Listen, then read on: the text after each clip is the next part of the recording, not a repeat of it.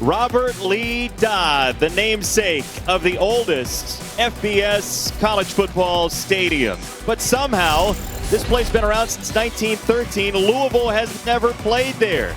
The Cardinals and Yellow Jackets both need a win. They have dangerous games next week, but the Ramblin' Wreck at home trying to take down Louisville in a revenge game from 2 years ago. We welcome you to ESPN College Football. It's presented by Ram Trucks. And we thank you for joining us once again. Jason Benetti, Andre Ware along with you. Eric Wood down on the sideline. He'll join us shortly.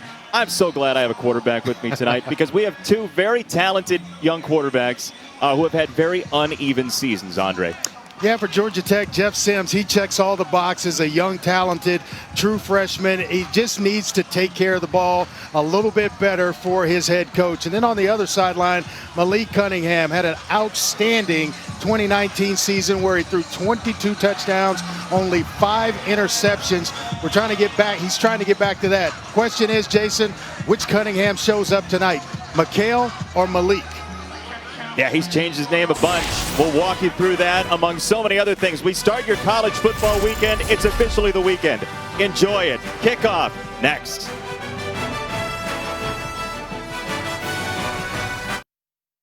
Welcome to the ACC on ESPN. From Midtown Atlanta, Georgia Tech and Louisville as we take a look at tonight's Bear Paint game plan, Andre. Yeah, for Louisville, they've got to establish the run offensively. Everything they do is based on if they're able to run the football. They've got to make Jeff Sims one-dimensional. Can't have him outside the pocket. Then for the Yellow Jackets, they've got to avoid third and long. When you have a true freshman quarterback, you want to make sure he is not in that situation all night. Play with a short memory defensively. They're going to give up some big plays to Louisville. They've got to just play the next play. Some fans out in full force, masks required. You saw going to the break, they have stormtroopers patrolling the mask usage tonight. That's a new feature at Bobby Dodd Stadium, and so is the turf. A lot to get to tonight. Friday night football, Austin Kent tees it up, and away we go. College football primetime on a Friday night, and Louisville will have it first from right around the 23-yard line. And we check in on the sideline. Eric Wood, our Pro Bowl center. Thanks, Jason. I spoke to offensive coordinator Dwayne Ledford this week, and he said the off week was very valuable for the offensive line. They got back to basics. They worked on their fundamentals. Louisville has so many weapons on offense, and there's big plays to be made if the offensive line can do their job tonight. Eric looks like he's dressed for the Oscars. He got clean, didn't he? We saw him earlier. Little rain, had a garbage bag on. Clean now. Yeah, he had the raincoat going, and now a big play on the first carry for Louisville and Javian Hawkins. So look, it took them a long while to get their first 10 plays out against Pitt. That's a 23-yard gainer. Yeah, and it was to get the running game established early with Hawkins, and he's already off to a great start. Small but quick as a cat. He has home run speed, and they're trying to take advantage of it here early. One more time, Javian Hawkins, who's got a touchdown in 5 straight. But you talked about Malik Cunningham, the redshirt junior, who spent most of 2 weeks ago prone on the ground because of tough offensive line work. Yeah, he played. That Pitt defense was all over him. I mean, created havoc all night long for Malik Cunningham. And by game's end, he was just, really spent. And hopefully, they're hoping that this offensive line just kind of takes it to remember that and play a little bit better tonight. Got some loft on that ball, and it's incomplete. Ian Pfeiffer had nobody in the 404 around him, and he couldn't hold it in. And that's what's been plaguing Malik Cunningham basically all season long, is that you got receivers open, you got to put the ball on them. In that Pitt game, some opportunities there, and plays like this happen, where it's just a little bit overthrown. Otherwise, that turns into a foot race. That's a hard pass to complete, though, Jason. When you have a guy that wide open, you're just trying to touch it in there. Sometimes you put too much on it. Sometimes you don't put enough. But why is that so hard? That's counterintuitive for people. Well, you want to be perfect with a throw instead of just letting it be natural, and you're trying to put it in the exact perfect spot. You go Hawkins here, 3rd and 2? No doubt about it. There he is, Javian Hawkins broke one tackle and sliced it back inside. He gave up the first down, got it back again, and he moves the sticks twice. He played with fire, and he did move the markers. Lots of shifts in movement up front. You're going to see a lot of guys in the box. Makes it tough to run the football, but all he needs is a crease. We talked about the speed and the quickness. He's got some strength to go with it because he's built so centered, and he's just hard to get a shot on.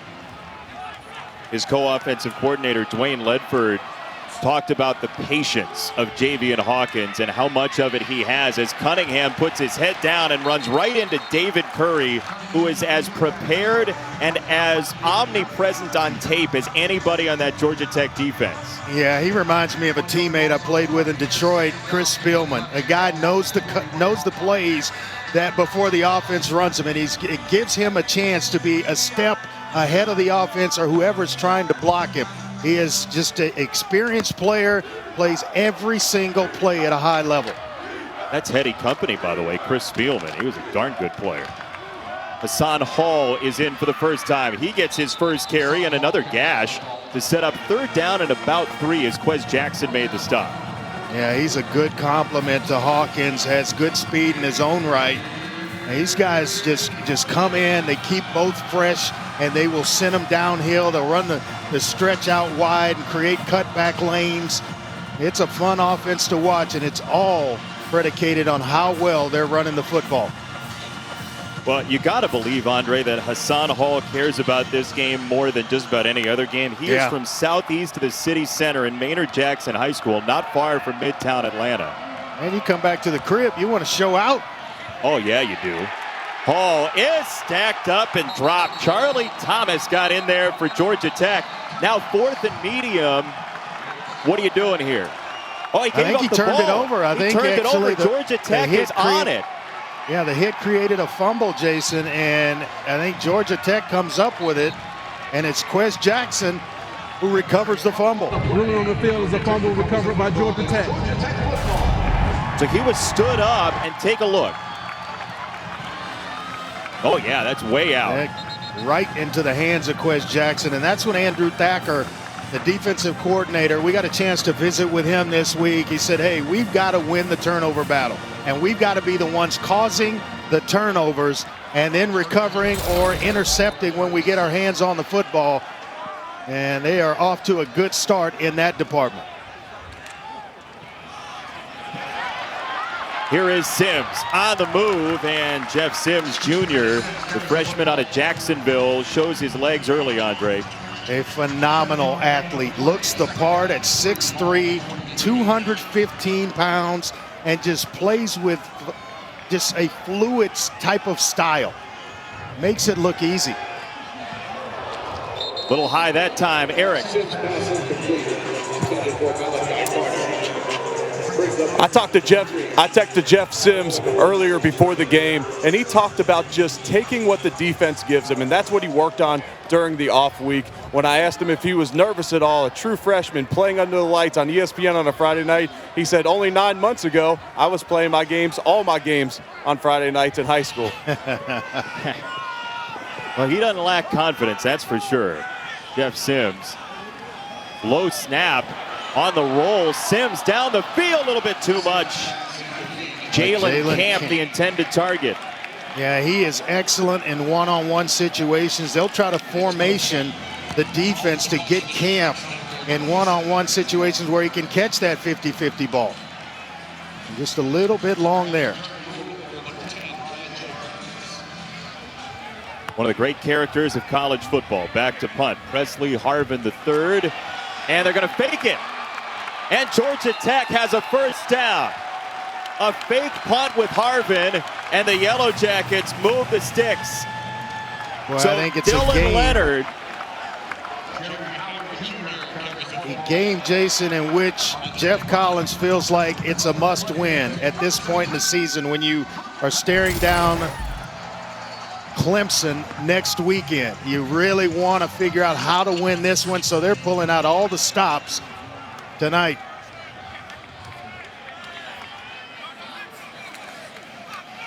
Jeff Collins, a very aggressive head coach.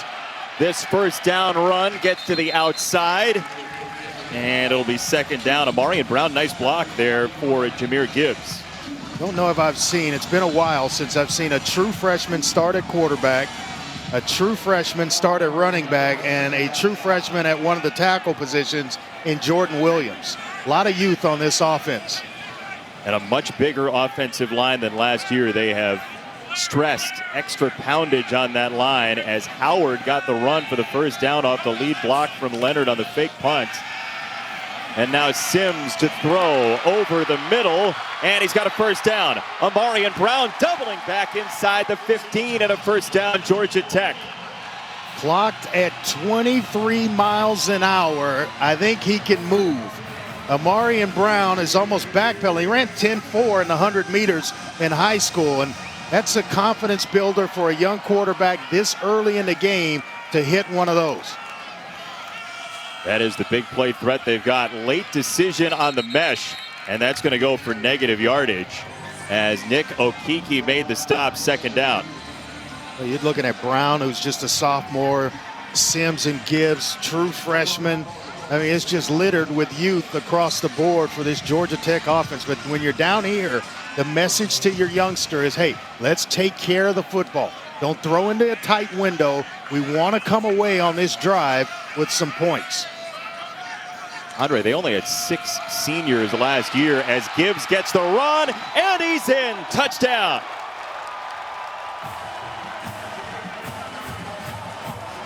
Boy, that is complimentary football right there. Defense gets you a turnover.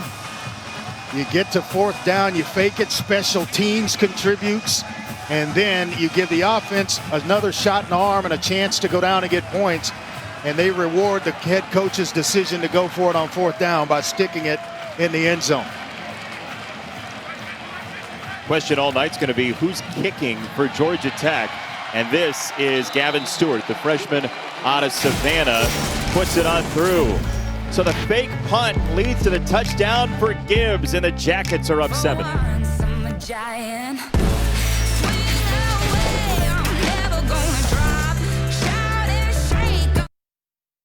We're talking to the defensive coordinator for Louisville, Brian Brown, during the week, and about Jahmyr Gibbs, he said that kid runs the ball hard, and he did on the opening drive for Georgia Tech. They pay off the fake punt on what would have been a 3-and-out. And the Yellow Jackets have the early lead, and you see that sideline at the bottom of your screen. There is energy for weeks on the Georgia Tech sideline. Yeah, Jeff Collins, you think his programs aren't going to have energy? You kidding me? You're not playing if you don't have energy. As Louisville will decide to return this, and it's a very good return to the outside and out of bounds at about the 43-yard line. As Kent's kickoff returned by Hall. But look, these two coaches know each other very well. It was a nondescript season 2010 at Florida International, but Jeff Collins was a defensive coordinator for Mario Cristobal. Scott Satterfield was the offensive coordinator. They shared offices across a hallway, and we talked to both about their relationship. They're very good friends. Satterfield said, but Jeff Collins was very intense on the practice field, like in scrimmages, yelling sack a lot. Jeff said that he has calmed down since then, which is still to be debated. First down run for Louisville. And we saw Hassan Hall. Go ahead, Andre. Yeah, the two of them are very competitive. Jeff Collins telling us that when he played at Western Carolina, his last tackle, the last tackle of his college career, was on Scott Satterfield, who was a senior and playing quarterback. And he remembers it vividly. He remembers the play that it was on.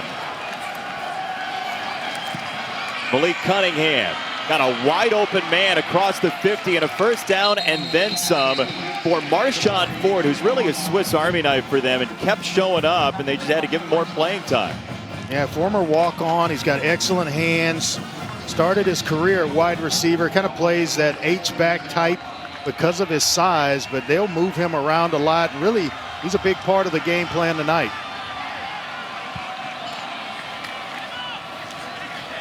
Hawkins, the tailback, and Hawkins is bottled up. Quez Jackson very active early on. Andrew Thacker, Jason told us, the defensive coordinator for Georgia Tech, they wanted to build a wall and keep leverage, keep Hawkins inside where there was help coming from, and they were certainly able to do it in that situation. Zone running scheme, you try to get cutback lanes, so you got to stay on your feet if you're an interior defensive lineman and set the edge if you're one of the end positions. And they will rotate a lot of defensive linemen in and out. We expected an early jet sweep, and this is to Tutu Atwell. They're trying to get him as many touches as possible, but Georgia Tech's on it. Yeah, did a great job of just stringing a speedy player out and not allowing him to get his pads pointed north and south, and he ends up out of bounds, maybe short of the line of scrimmage. But you talk about a playmaker. Tutu Atwell can play some football, my man. Just 5'9" and going about 165 pounds, but you don't want to see him in the open field if you're a defensive coordinator. Under-recruited, but one of the most dynamic playmakers in the ACC. Third down for Cunningham. And it is incomplete, batted away by Caleb Oliver to set up fourth down. Yeah, he plays their nickel position, sitting right in the middle of the coverage. He almost had himself a pick. Those are the guys you love as a quarterback, right? Because you throw it right to them and they don't pull it in. Yeah, no doubt about it. I mean, it was right in his hands.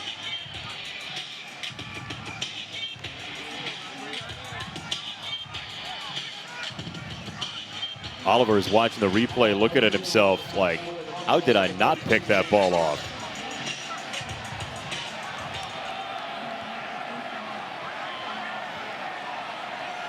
They're going to go ahead and kick. James Turner, and now instead of a 53-yard field goal attempt, it's going to be a delay of game. And we'll hear from Marcus Woods, our referee. Yeah, that's going to force offense. 5-yard penalty, fourth down. That's going to force the obvious, a punt for Scott Satterfield's bunch, and now it turns into trying to down the ball inside the 10-yard line and winning the field position battle on this drive.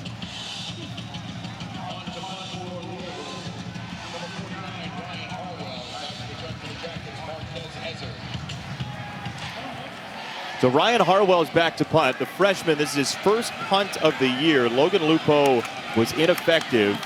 They had some shenanigans early in the year with the punting game, so Harwell is on to boot it. And this checks out inside the 5. Yeah, it'll win you a job. So Louisville backed up. 7-0 Jackets.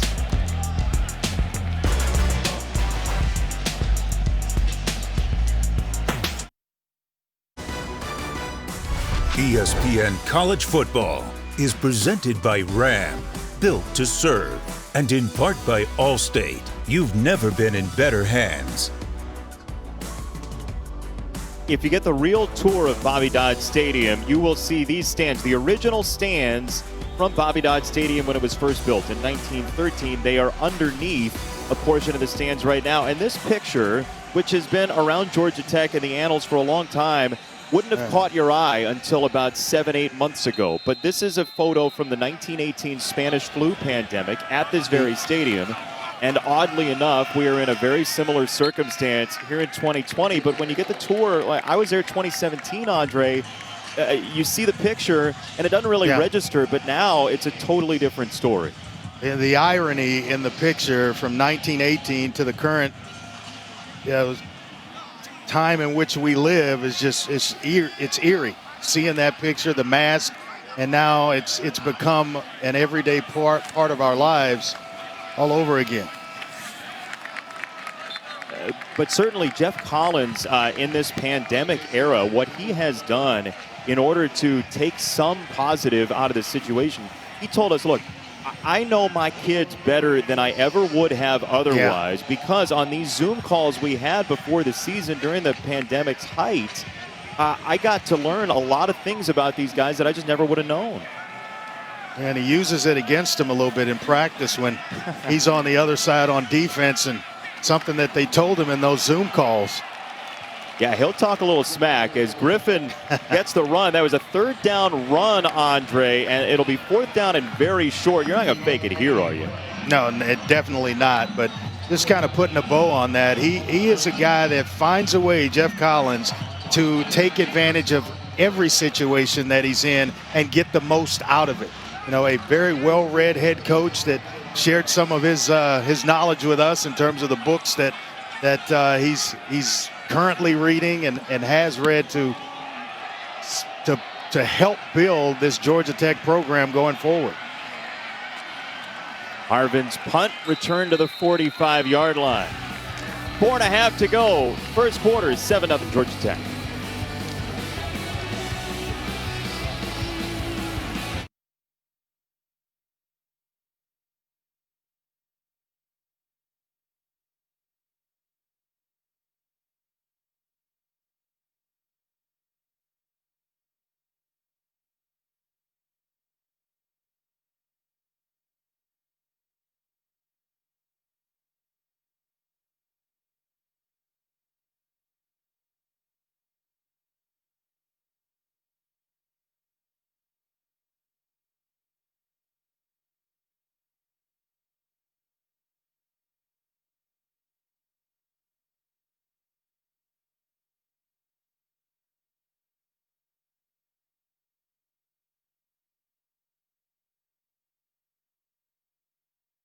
You will only find them here. Number 1 Clemson and number 2 Alabama. Tomorrow in prime time on ESPN and ABC.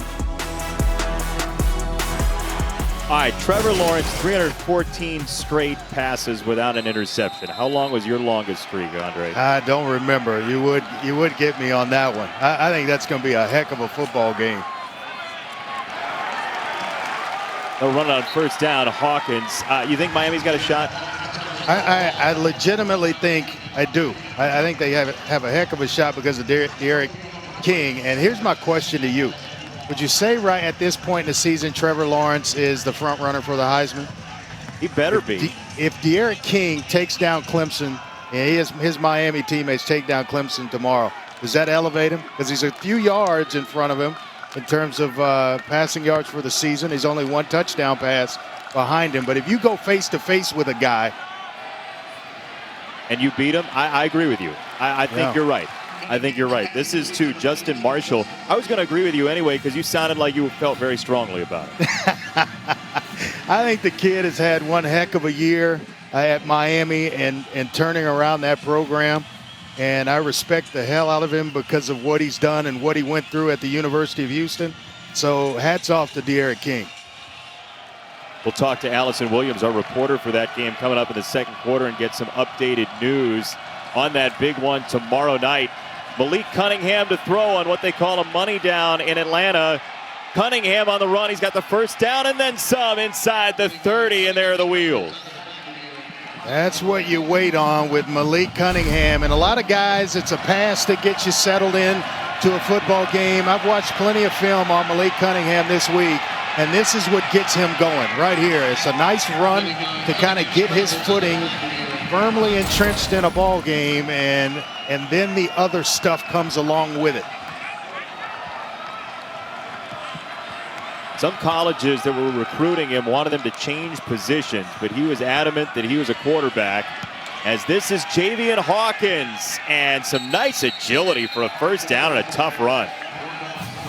Yeah, Hawkins started this game, you know, with a couple of big runs, and it didn't take Scott Satterfield, their play caller, as well as the head coach, to go right back to his workhorse in Jadeveon Hawkins.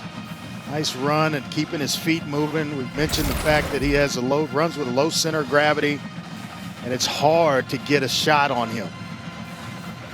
Credit Renato Brown for a big block on that play. The redshirt freshman right tackle, who they think is graded out best of anybody in a couple different categories on their offensive line, as they will run the option. It is Tutu Atwell, and he's inside the 10. I asked Dwayne Ledford yesterday, you know, hey, does Tutu Atwell have a touch count? He said, yeah, as many times as we can get it to him. And they want to find different ways. They'll run him on jet sweeps. They'll do bring him as the pitch man on the option. They'll have little routes where they just get him the football in space, quick screens, any way to get the football in his hands because he's so dynamic and he's that special of a player. Georgia Tech fans are like, wait, people are running the option against us now? I thought we got rid of that. 2nd down and 1. Cunningham is undercut, side swipe by Quez Jackson, who's been all over the place, and he is going to be a little bit short. Just shy of the yard to gain. And tell you what, Georgia Tech, you got to take your hat off to them. They have played some pretty good football, forcing a turnover that they were able to put points on the board on the very first drive of the game, and when it seemed like Louisville was going to have its way. 5 tackles already for Quez Jackson. What do you think about play action here? Like a little roll here. Oh, Hawkins instead, and he's got a 1st down and goal for Louisville. Now the roll with Cunningham. Show it to Hawkins and come out the backside with it. Scott Satterfield is the play caller, his 2nd season after a tremendous run at Appalachian State. He's got a number of his coaches from Boone on this staff with him at Louisville after an 8-win year last year and a bowl game victory. Cunningham, nice. Throwback, got a touchdown. Marshawn Ford. We talked about Marshawn Ford being a big part of this Louisville offensive game plan tonight. They didn't waste time getting the ball back to him. Nice play action fake. He's kind of the fullback or in the backfield along with Hawkins. All the attention goes to Hawkins, and Ford's able to sneak out the back door.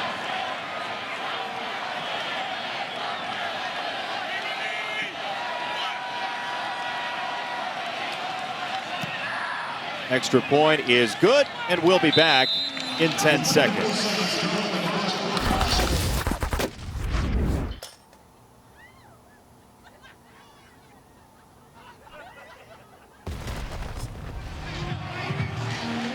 Hey, we have a Louisville Cardinal down on the sideline. You were watching tape of these guys. They love that play down in the red zone, don't they? They absolutely do. They think if they can get Tutu Atwell or Marshawn Ford out in play action, and especially moving across the formation like they did, that they cannot keep up with them. Louisville has shown that on tape the last 2 years under Coach Satterfield. It worked again tonight for 6 points that they desperately needed to get back into this game. How's the weather down there?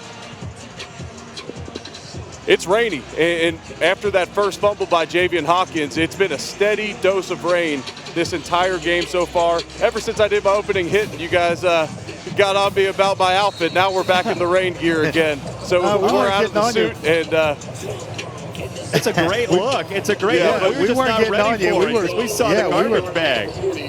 We love the look. Well, I appreciate it. That was sharp, my man. Keep that thing dry. We got to have it for the second half. Georgia Tech will take the ball at the 25-yard line. What did you think of the Yellow Jackets so far on offense after that rough game last couple weeks? Obviously trying to protect Jeff Sims on that previous drive when they were backed up inside the 5-yard line. So they ran it 3 times, came up short, and tried to punt play defense here.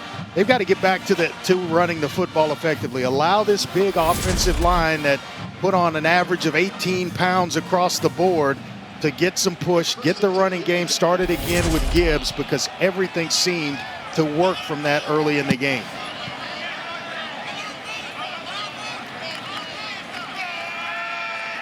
Sims on a 1st down throw. He's got his tight ends back, and this is Leonard. He's across the 40-yard line, and Dylan Leonard, Sims loves having those tight ends back. A nice call there, because you're making Louisville think run, as we were, and then you come back with a pass to the flat to Dylan Leonard, and they're trying to get this tight end position going. Had a couple of injuries there, and is trying to light a fire under the rest of the depth chart to help out this offense. 7-all, Georgia Tech and Louisville. We'll talk to Allison Williams about the primetime game next.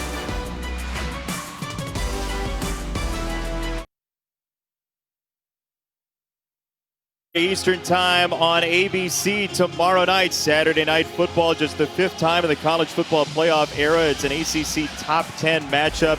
Miami and Clemson, number 1 versus number 7, as we open the second quarter. And we're joined by Allison Williams, who's reporting during that telecast tomorrow night. Allison, talking to players and coaches, what are your headlines right now going into that game? Hey there, Benetti. I would say the biggest headlines for Miami are just the opportunity that this team has kind of really solidify where they are at, not just within the ACC, but within the country and where they rank right now in college football. Yeah, they're the 7th-ranked team, but where do they really fall? And this is an opportunity for them to prove that they can hang with the best of the best. Clemson has been the standard in the conference. They've been the standard in college football for so many years now. So I think it's a chance for Miami. I'm not going to go into is the U back, but I think it's a chance for Miami to prove that they are an elite football program again. And then the other big thing to me is the play of the quarterbacks. I mean, you have 2 of the most electric players in all of college football, in Trevor Lawrence and De'Ara King, and they're such special talents, but they're going against the best defenses that they've faced this year and will probably face this year in the regular season. Defenses that create havoc and love to get in, force turnovers and force havoc in the backfield. So I think the play of the 2 quarterbacks is where all the eyes will be, and rightfully so. But it's also a big opportunity for Miami to come out and make a statement about this team. Allison, you took me right to the topic that I love talking about, and obviously the quarterbacks in that matchup with De'Ara King and Trevor Lawrence. And we know how the Heisman is viewed from basically week to week. We love polls nowadays, but Trevor Lawrence, I would say, is the front runner for the Heisman based on the way he's played. If De'Ara King were to go in and take down Clemson, would it indeed make him the front runner by beating the front runner? It would be fascinating to see how it shifts the narrative and changes the conversation, because we all know that Heismans are won and lost on the big stage. And this is the biggest stage De'Ara King will have played on. It's a reason he came to Miami, games like this. So I think he has the opportunity to show voters across the country what he's capable of doing. And there's no denying that he's going to be the key for the Miami offense. If they are going to have success against Clemson, it's going to be because of De'Ara King and what he can do with his legs, how he's able to create when things break down around him. Brent Venables knows that the defensive coordinator for Clemson, they are very much aware of what a difficult challenge he presents, because when he does get outside the pocket and is on the move, he's difficult to bring down. I mean, he's just built differently. They're going to have to get multiple guys to him. So absolutely, if Miami has success, it's going to be because of De'Ara King, and I think that does shift the Heisman conversation. To me, though, Trevor Lawrence is so far in front of the field right now, especially without Justin Fields playing in the Big Ten. So I think Trevor may have enough of a lead going into this game that perhaps De'Ara doesn't become the front runner, but I think he is in the forefront of the conversation if he has a big game on this big of a stage. What's made the relationship between De'Ara King and Miami somewhat, I guess you would say, the perfect fit to this point in the season? What has he done to basically fit what they do offensively and in the locker room? A couple things, and I'm glad you mentioned the locker room, because I think that's where it starts. He brings maturity and poise at that position that Miami has not had in years, like a really, really long time, too long. He has a confidence about him that players feed off of and picked up on immediately. As soon as he came to Miami, guys were like, okay, this cat's different, and they'll tell you that. And it starts in the locker room. But I think the reason why we are seeing him have so much success in this system is Brett Lashley and what he's able to do and the tempo they play with. He fits so well. It's part of why he came to Miami, was because of the way Lashley has developed quarterbacks and the offenses he runs, and he knew that he would be a good fit with him. And I think they just have a good awareness of where their playmakers are. They know that maybe the guys on the wide out guys on the outside aren't exactly the strength of this offense, but they have some dynamic playmakers at tight end and running back, and they utilize those guys so effectively. And they've kept it simple. they don't do a lot. They make it look different, but they don't do a whole lot differently. So De'Eric, you can just tell he's comfortable.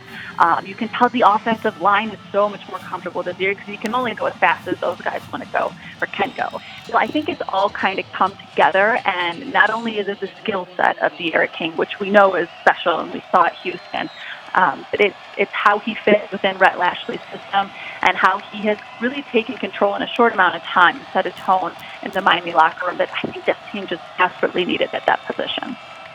Allison, thank you so much for joining us. We look forward to seeing you coming up on Saturday night, tomorrow night, and thank you for calling me Benetti. Andre never does that. Malik Cunningham on the run, and he's got a first down for Louisville.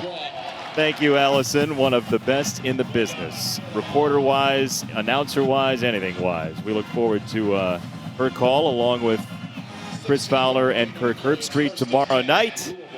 You got your Heisman question in. I'm very happy for you. First down for the Louisville Cardinals and Cunningham.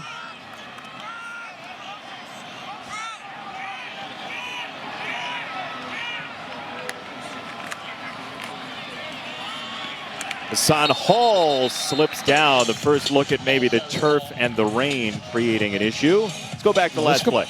Let's go back and take a look at that, because this is what makes Malik Cunningham special. He's got a free rusher coming and able to just slip right underneath him and then get the yardage necessary for the first down. But I mean, free and clear, coming free on him, and he doesn't flinch. I mean, right in stride as he's dropping back, plants that foot, gets north and south, knowing where he needed to get to keep this drive going.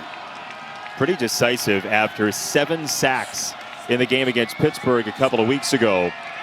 Cunningham to throw, some loft on it down the sideline, and that's hauled in one more time by Marshawn Ford for a first down for Louisville. He told us, little undersized as a tight end, plays H-back, and just does whatever he is asked to do and is being rewarded tonight. Marshawn Ford the football is finding number 83. What a throw by Cunningham. Nice touch over the top, dropped it right in to Ford. Ford was an outside linebacker in high school, Andre. You can hand the ball off to him. A very athletic guy. I got a feeling Ford could play anywhere that you put him. He's just a football player. Davian Hawkins, they string it out, and he's cut down behind the line of scrimmage by Caleb Oliver. So Louisville this year, when they run outside the tackles, has not been nearly as successful than on the interior. And David Curry in there again, and one of those single-digit guys. They really, that shows toughness. That is a sign of toughness when you see a guy in a single digit. He is the guy that basically led him right to Caleb Oliver, and he comes up and makes a nice tackle. No gain on the play. Hawkins stays in. And will change the play. Cunningham will. To throw. Malik Cunningham wants the sideline again. Overthrown and incomplete. Well, he wanted 2-2. Atwell third down. It's just a little bit long for Atwell, who ran right under it and just ran out of room along the sideline. That's one where, I mean, game of inches is what they call it. That was close. How did that dude even get to that ball is what I'm wondering. Some wheels. He can roll, my man. He had 2 scores 2 years ago and a 66-point drubbing for Louisville against Georgia Tech. Cunningham again outside. Des Fitzpatrick inside the 10. Fitzpatrick trying to break down the door and can't do it. To the 2-yard line, first and goal. Yeah, Keenan Johnson gambles and goes for the interception and is not able to reel it in. And so he's going to pay a hefty price on the tail end of this one. Fitzpatrick is able to catch it and then start the yards after the catch running with some toughness down inside the 5-yard line. And this is one of those drives that Louisville's been able to put together. They've been waiting most of the season for this offense to hit on all cylinders. Hawkins stacked up and dropped. by Antonius Clayton. Look, Keenan Johnson's playing because Trey Swilling is back, but he's on a pitch count after the foot injury. So Swilling played early. Johnson playing at that corner spot now, and we will see Swilling throughout the course of the game. Yeah, he just tried to undercut the throw and got there a little bit too early, and you throw it up. Des Fitzpatrick is about as good as there is at climbing the ladder and making a play for you.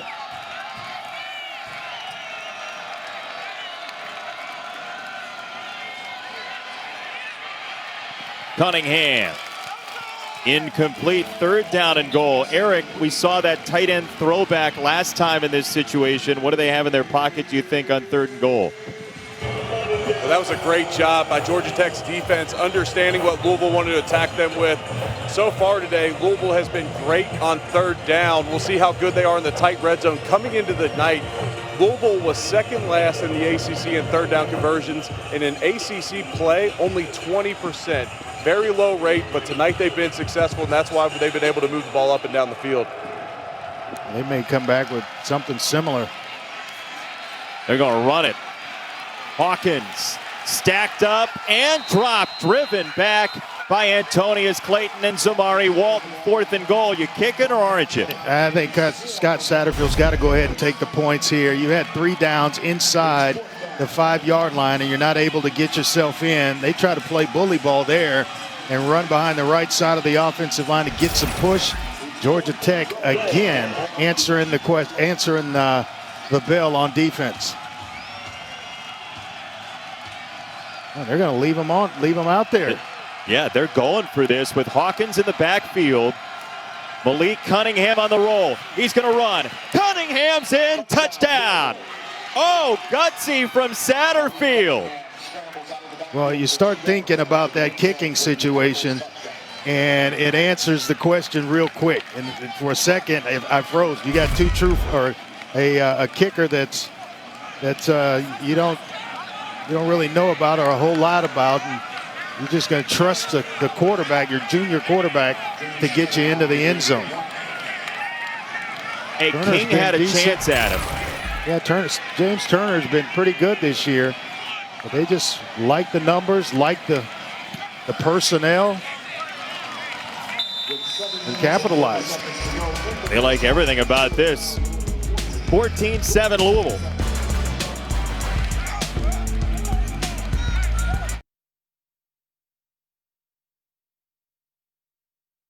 Louisville by 7, but Georgia Tech's lone touchdown is from Plan to Play, brought to you by Northwestern Mutual. Off a turnover, a fake punt on what would have been a 3-and-out.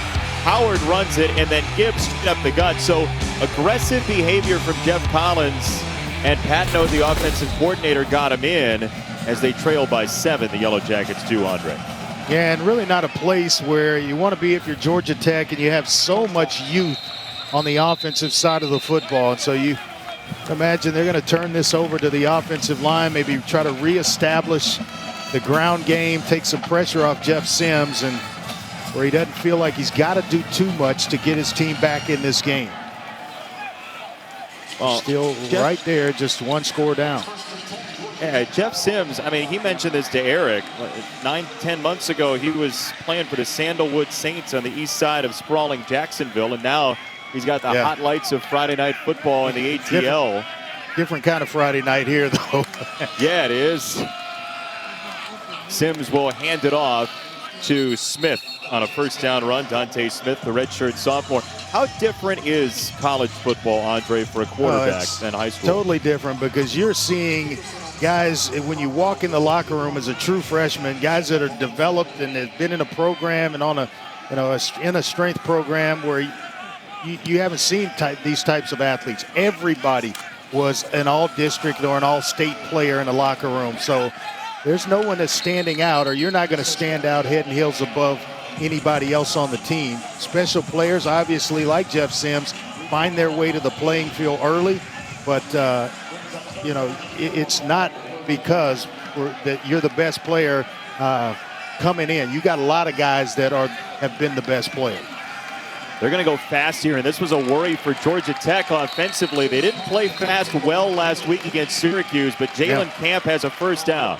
I'll tell you this, I've been impressed by the way Jeff Sims is throwing the football, especially in wet conditions, wet and rainy conditions there.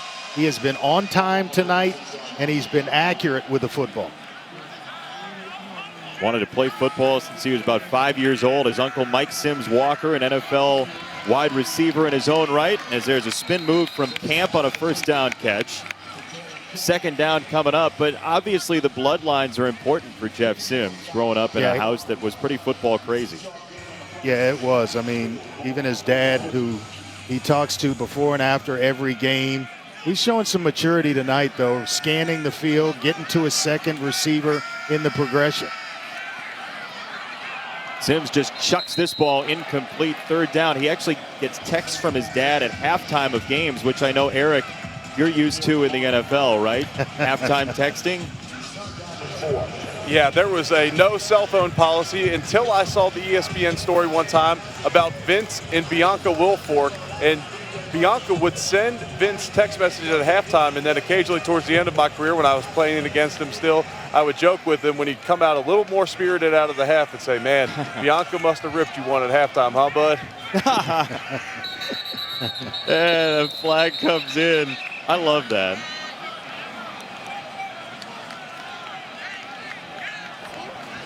False start. Offense number 54. 5-yard penalty, third down. Andre, penalties have been such an issue. They've avoided it, but that's a big spot for one. It really is, because it backs you up, and you don't want any added pressure. Yeah, that's another true freshman in Jordan Williams. Talk about playing high school football a couple of months ago. There's another one along with Gibbs, who starts at running back that we mentioned. So now instead of it being third and short, you back a true freshman quarterback up, asking him to deliver on third and long. They're 5 for 25 on 3rd and 7 or more this year, and this is incomplete. So another 3rd and long goes wanting for Georgia Tech, who will punt. And they've been pretty good on third downs most of the season at about 43% in their conversion rate. So I can imagine that some of that has been taking care of it, getting to third, medium, third and short. But when you have a penalty and you end up in third and long, you allow Louisville to kind of put some pressure on you, and it's to the defense's advantage, obviously. Marvin, the auto enthusiast and college football sensation, to Rajay Burns on a fair catch inside the 15. Good one tonight in the ACC to start your college football weekend.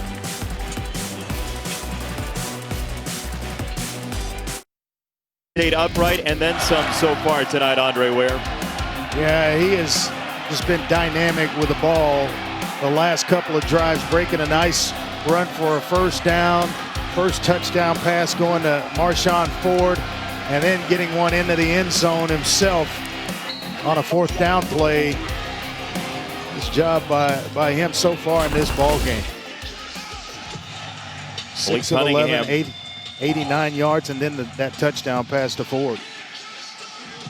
You know, when he went on his visit to Louisville, his host, who put him up for the weekend, was Lamar Jackson.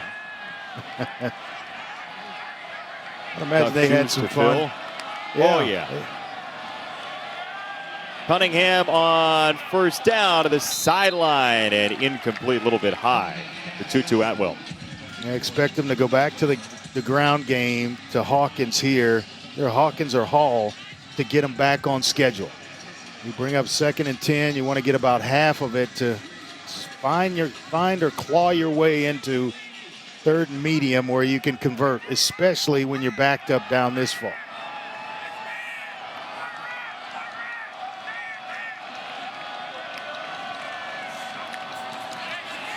Hassan Hall dragged down, another tackle for loss. This is Curtis Ryans and a flag down. Well, they are just rolling in defensive linemen, and he goes about 6'5", 265 from that defensive line position, or defensive end spot. North Cobb High, Kennesaw, Georgia.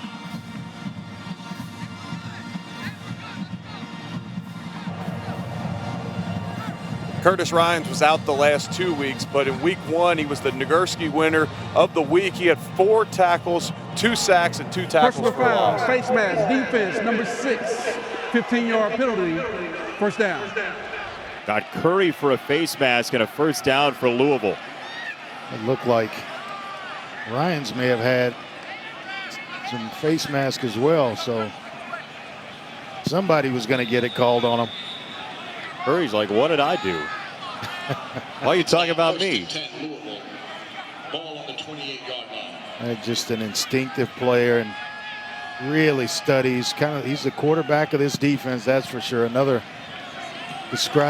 Thacker described him as another coach on the field, getting guys lined up and in their proper spots. Compared him very favorably preparation-wise to Luke Kuechly, former Panther linebacker. All on the run. You had an interesting conversation with the Louisville coaches about Cole Bentley, the center for the Cardinals, and left-handed versus right-handed snapper. Yeah, it goes to show you how the game has changed because, you know, a few years back you didn't see very many left-hand, if at all, left-handed snappers. You go under and the ball's got to come up a certain way. But when you go to the shotgun, now that opens up a spot for a left-handed guy and left-handed offensive lineman to move to center because it doesn't affect how the ball is getting to the quarterback. Second down run down the sideline. Hassan Hall got a first down and then some for Louisville. 31-yard run. Came into the season as on the Horning watch list. Has excellent speed and vision, and what a nice job they do along the right side of that offensive line. Conduct, offense, number 6, 15-yard penalty, first down.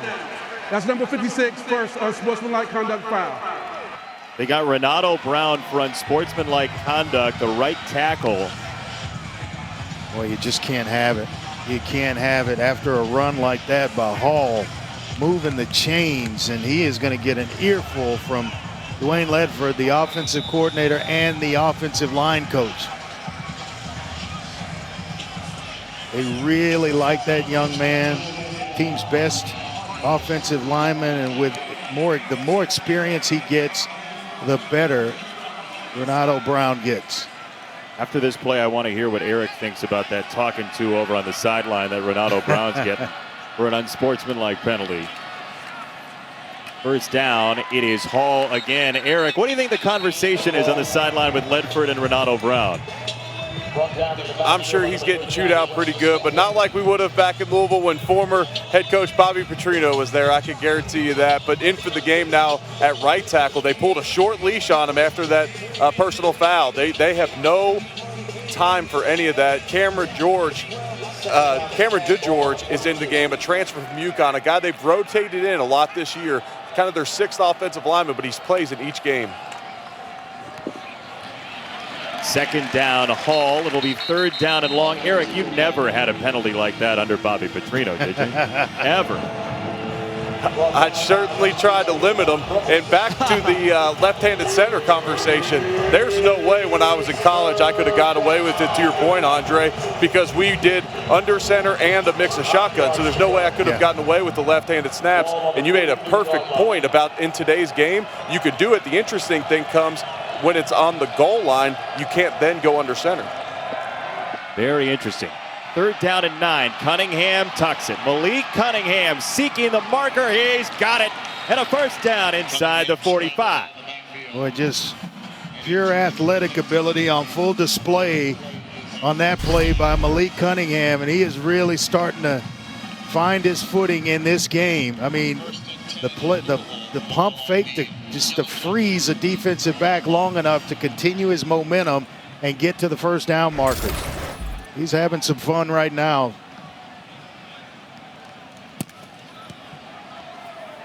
Especially after he hit his head on that last drive against Pittsburgh and had the head and neck issues. Good to see him healthy. Cunningham, sideline ball and incomplete. Ford was tangled up. Second down, Quez Jackson on the coverage. Yeah, Ford is asking for a pass interference or a holding penalty on Quez Jackson, who's right in stride with him. Now, the last time they faced 2nd and 10, they depended or went right back to the running game, and it was Hassan Hall. Let's see if they follow true to form and go back to the running game to get themselves back into third and medium.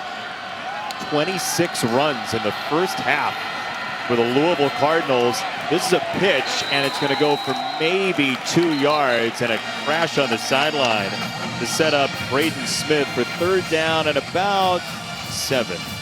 Yeah, he's a kid that's really gotten the coach's attention as a sophomore, and they're trying to figure out ways to get him the football a little bit more. They like his playmaking ability, and there he ends up being the pitch man off the option play. He came in the best yards per catch in the ACC, Smith did, and third down so much better today for Louisville. It's allowed him to obviously keep drives moving. 3rd and 7 is a whole lot better than 3rd and 10. Cunningham on third down. Little jump on that throw, and it's incomplete for Tutu Atwell. So 4th down and 7, a buck 45 in the first half, and it looks like it's punt time. Or maybe not. Looks like Cunningham's still on the field. But I guarantee you in the offseason, he and Tutu Atwell throw a bunch of corner routes because they are trying their best to find Atwell. That's the second overthrow. Remember, he caught one out of bounds earlier and was just out of bounds. They're trying to go to him on a corner route again. See, I love this. The numbers, the analytics say go for it in this situation. 4th and 7 from the 40-yard line. Yeah, a buck 45 left in the half. It sets up Georgia Tech, but 7 to snap it. And they will go. Louisville 1 for 1 on 4th down. This is a dump off for a first down. Across the 30-yard line, it is Tutu Atwell across the formation. Guess who? Number 1, crossing. It's a tough cover for anybody. And they're trying to play man through the zone, and it funnels right to a linebacker who is Quiz Jackson. And you want that matchup if you're Scott Satterfield every single time. Tutu Atwell on a linebacker. How do Power 5 coaches watch his tape and say, no, too small. I don't want that speed in my program? I don't know, but he plays with that chip every week and makes them pay for not wanting it. Cunningham down the middle and a diving grab. It's Tutu Atwell again. Touchdown, Louisville. And that is his 16th touchdown in 16 games. Atwell is just going to release behind the tight end who clears it out and right into the middle of the field. Safety split. It leaves a void in the defense, and they find the soft spot right in the end zone. He had barely any Power 5 offers, and it's like every coach in the country never watched Darren Sproles play football. Tutu Atwell, former high school quarterback, has had a marvelous night, and it's 21-7 Louisville.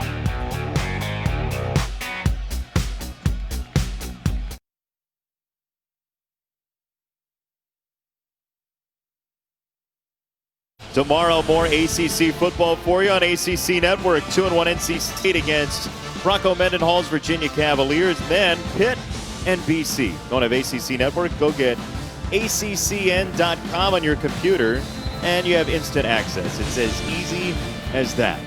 As Tutu Atwell has one of 5 plays of 20 or more yards for Louisville from 5 different players, and the Cardinals are up 21-7. The Yellow Jackets need a drive when we come back.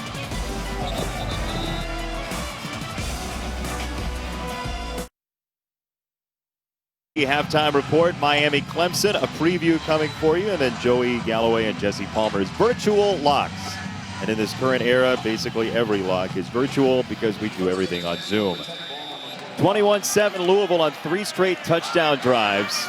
Georgia Tech maybe doesn't need a score, but would really like to have one as they'll screen it out for Gibbs. And Gibbs across the 40 with a first down and more.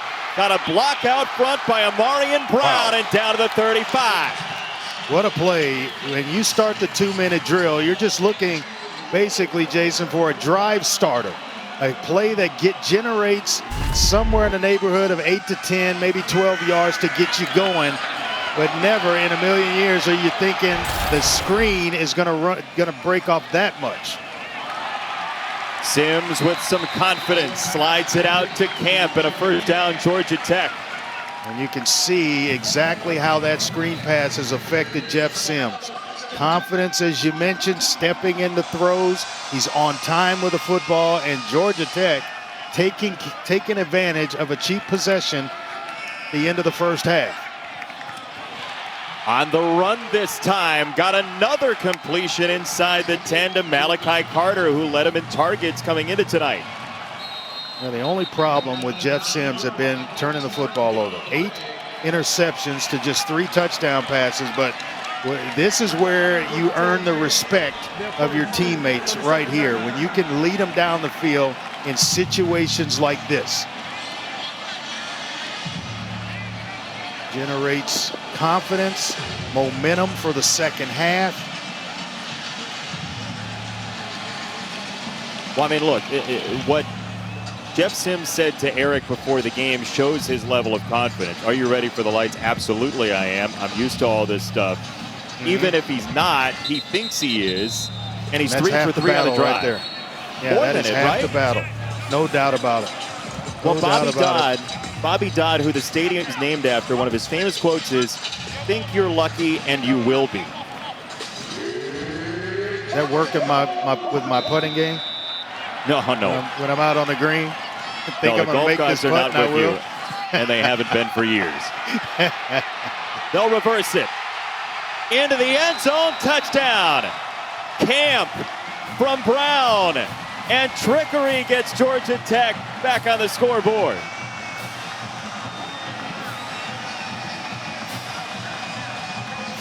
Marion Brown to Jalen Camp in the back of the end zone by way of Jeff Sims. A little end around, and it's nice touch over the top where it's an easy catch for Jalen Camp. And Georgia Tech right back in this ball game.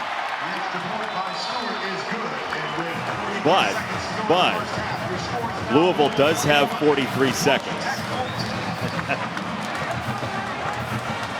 And that drive took 49 seconds. Yeah, with 3 timeouts to go along with it. So if I'm Scott Satterfield, I'm like, okay, Malik, rev the engine. We're getting ready to go fast.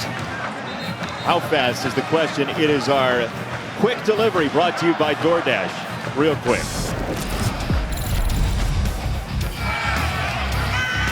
I mean, a screen pass to get it started to Jahmyr Gibbs, who breaks this thing, almost breaks it wide open, and timed up well. A little end around, ends up in the hands of Jalen Camp for a touchdown. What a nice drive by Georgia Tech to draw within 7. Crowd fired up. No tailgating still tonight at Bobby Dodd Stadium, but masks on, and the crowd is there, socially distanced, at the oldest FBS football stadium. But Louisville scored on 3 straight drives, and they'll touch it one more time before the half ends. And they'll get it to the 25. An eternity, Jason, when you're looking at 43 seconds, 3 timeouts, playmakers all over the place, and Hawkins and Hall out of the backfield, Tutu Atwell, and the first one is going to tell us a lot about the drive, because remember we mentioned the fact, drive starter, that's all you're looking for. A draw play, maybe to invite the pass rush up the field, a screen underneath, something to get it started. I mean, for Louisville, you saw the number. They've had the ball 19 minutes plus. That is so unlike their first half at Pitt a couple of weeks ago. So there's a rhythm offensively to this team that we have not seen in weeks for the Louisville Cardinals, and Malik Cunningham on a first down. There's the screen. And it doesn't get much at all for Hawkins. Well, what it did do was I think he might have gotten himself out of bounds where they can save the timeout.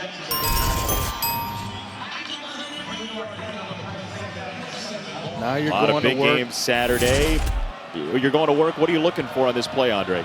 Maybe something close to the sideline, an out-breaking route. It looks like they're trying to play some zone, so you may get it here. Quick touch once again for Hawkins. And they're kind of in the middle here, Andre. They're playing for some yardage, but again, you got 29 seconds now. You don't necessarily have to get in the end zone here. You just want points. And if you can put a field goal up, that would go a long way. James Turner has been good. It felt like his range is around 51 and in. So anywhere around that, they feel comfortable going ahead kicking the field goal. They got a couple yards here left to get to. Ball on the deck. Cunningham picks it up, and that may be the omen that Louisville's coaching staff needs to say, you know what, let's go to halftime.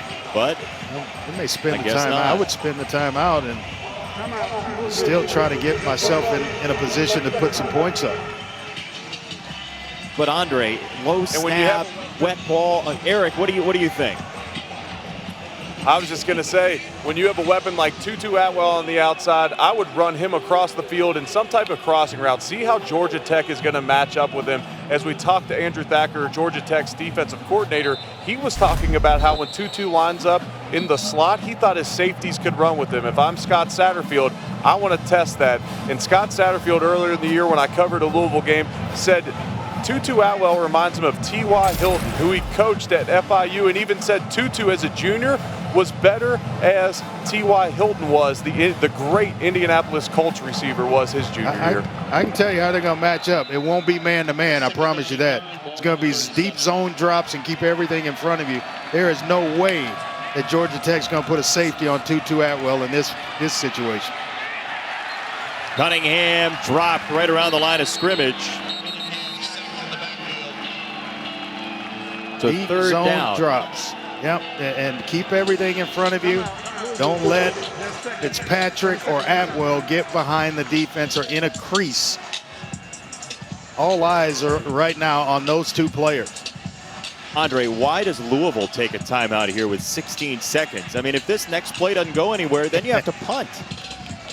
Man, you ever heard the old saying that there's never too many points scored in the first half of a ball game? I live by that.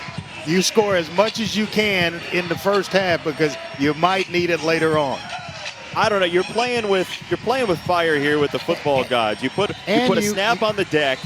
No, and you're showing confidence in your junior quarterback Malik Cunningham. So you're telling him, I trust you to go out and handle this situation. You're explaining to him right now, don't try to do too much and force it into coverage. If it's not there, tuck the ball, run. Let's get into the locker room. But if you can hit a big one or catch and run and still have time to get a field goal off, that's what you're after right now. See how it plays out. 21-14 Louisville. One timeout left for the Cardinals, 2 for Georgia Tech. They're short of the 40. Cunningham bleeding some time, throwing across his body, incomplete. And if there's no marker, which there's not, Louisville has to punt.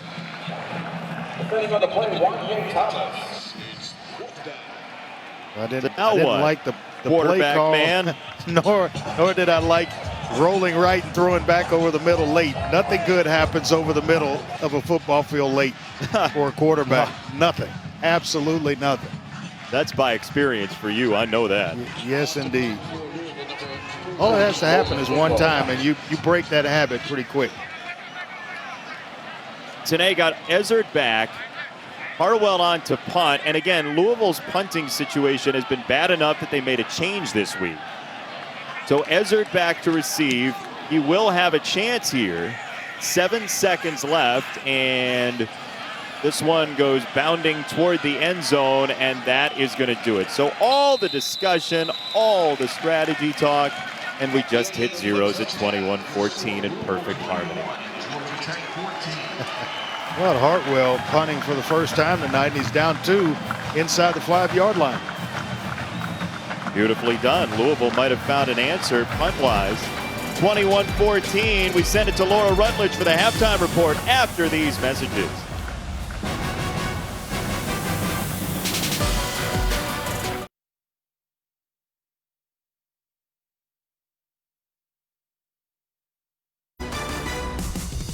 You're watching ESPN College Football presented by Ram Trucks.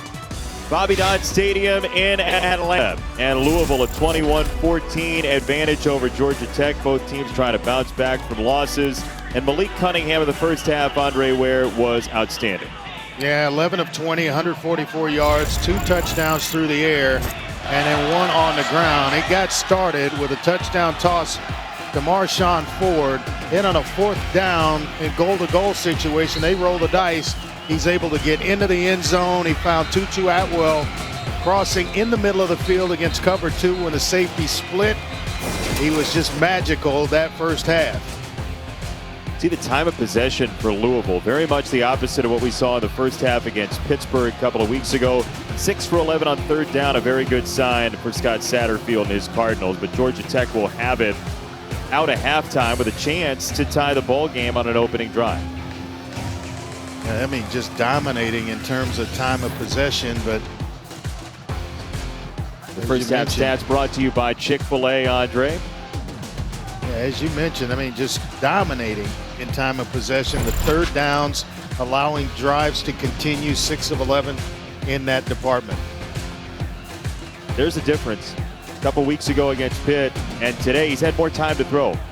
Yeah, he really has. Against Pitt, they kept guys around the line of scrimmage, really harassed him all single game long. And here tonight against Georgia Tech, he's been able to stand upright. What do you think of Jeff Sims' first half? Well, I thought he had some tremendous confidence in that last drive that they were able to go down and score. Hit a couple of big passes, the screen to get the 2-minute drill started, and then showed some confidence in standing in there, delivering the ball on time, and finding receivers. Sims, the freshman out of Jacksonville. Former Elite 11 quarterback, very highly thought of, and we have a marker coming in. Sims will heave it deep. That's a vet move where you bark in the snap count out loud and you get Louisville to jump over. Number 98, 5-yard penalty, first down. And Jace, what I liked about it most was he didn't stop. After he got Boykin to jump, he went up top. Well, that flag comes out. You quarterbacks think free play pretty quickly if you're paying attention. You're still ahead right here on 1st and 5, so essentially that's a free play. Low snap, controlled it well, and a hard run from Jahmyr Gibbs, shoved out just before the line to gain of 4.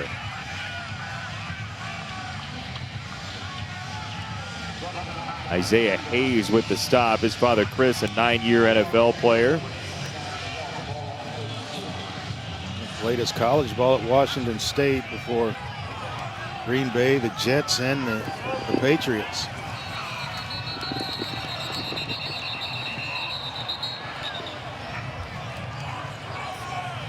Flags everywhere. To the snap, false start, offense number 54, 5-yard penalty, 2nd down. We've seen what that could do, and what that did to Louisville when Brown had a false start. Now Williams, Jordan Williams, that's his, I want to say, 2nd penalty on him alone tonight. True freshman on a big stage. Got to settle in.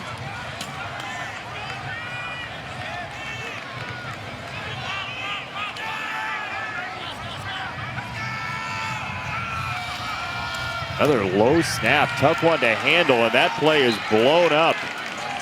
Downstairs to Eric, who talked with both coaches. Yeah, I talked to Coach Satterfield heading into the half, and he liked the play of Malik Cunningham bouncing back from his Pittsburgh performance. He was very disappointed in that last drive given up by the defense. Jeff Collins coming out of the half had a simple message for his team. Play with energy, let it loose, have some fun, and make plays. Got a play to make here on 3rd down and 6 to the sideline, and incomplete to Jalen Camp. They're not, Coach Collins not going to take a page out of Coach Satterfield's playbook and roll the dice on 4th and 6. Punt it away here, and you have his defense get themselves on the field, get a stop.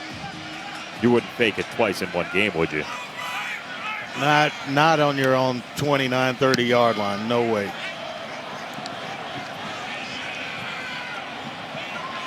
goes bounding down the sideline. A stays in tightrope bounds. act. Oh my gosh. Harvin with some English on that puppy.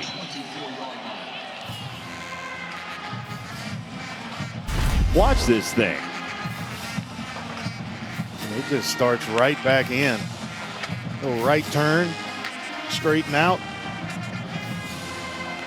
Landed just like that, didn't he? The old Bugs Bunny right turn at Albuquerque. Goodness gracious. Harvin, quite the character. Presley Harvin III. And now Malik Cunningham touches it for the first time for Louisville. They had touchdowns on 3 of their last 4 drives in the first half. Javian Hawkins straight up the middle on a first down run. They do rely on the run, Andre, quite a bit.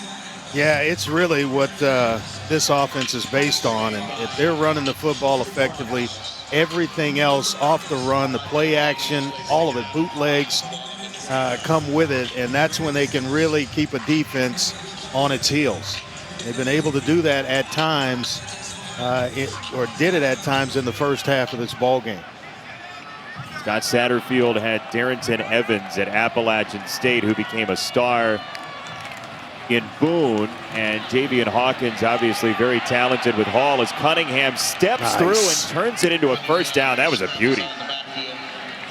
And by the way, game 5 coming up in the NBA Finals. LeBron trying to win himself another title, 3-time MVP. Can they close out the Heat? 9 Eastern on ABC in just 2 minutes tip-off. You know what? Get the second screen out. Watch the NBA, watch us. I think we're going to have a good finish. You know, Jimmy Bucket's going to come up tonight. Got to have him tonight. I feel bad for Jimmy Buckets. He's playing alone sometimes.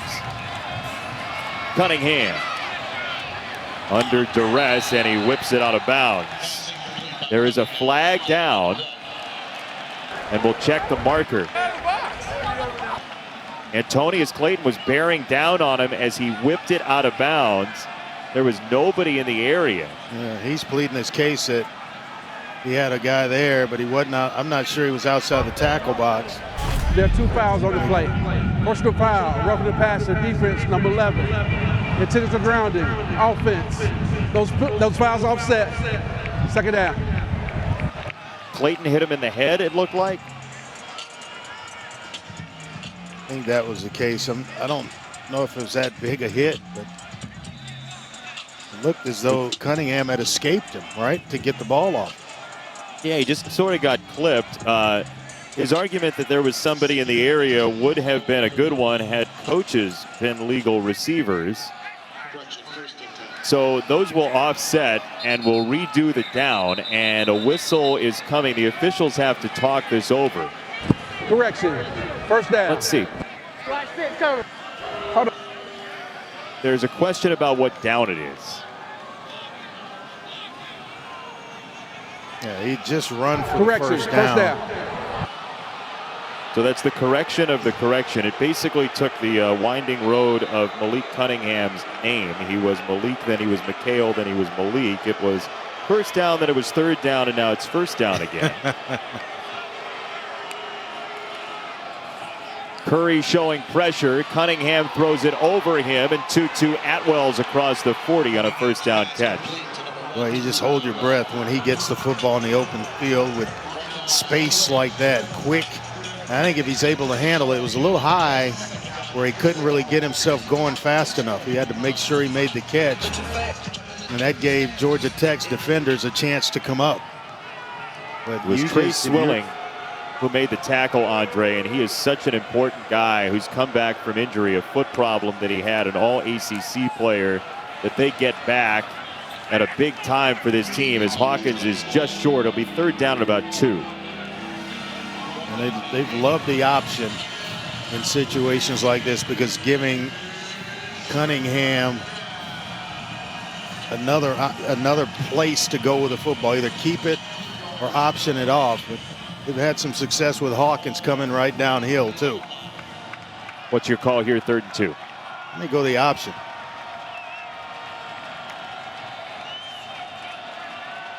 Cunningham play action. They bear down on him. Got him high, and down he goes.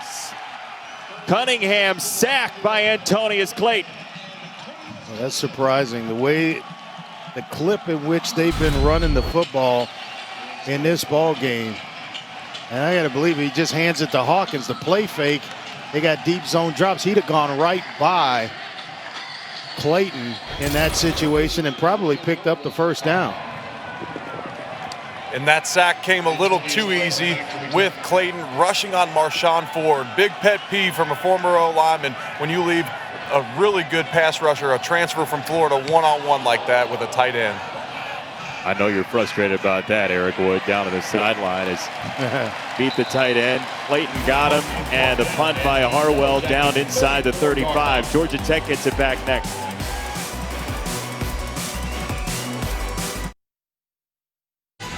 You are watching the ACC on ESPN. We welcome you back to ESPN College Football, presented by Ram Trucks. 21-14, Louisville with the lead over Georgia Tech. First meeting ever between these two schools at this site at Bobby Dodd Stadium.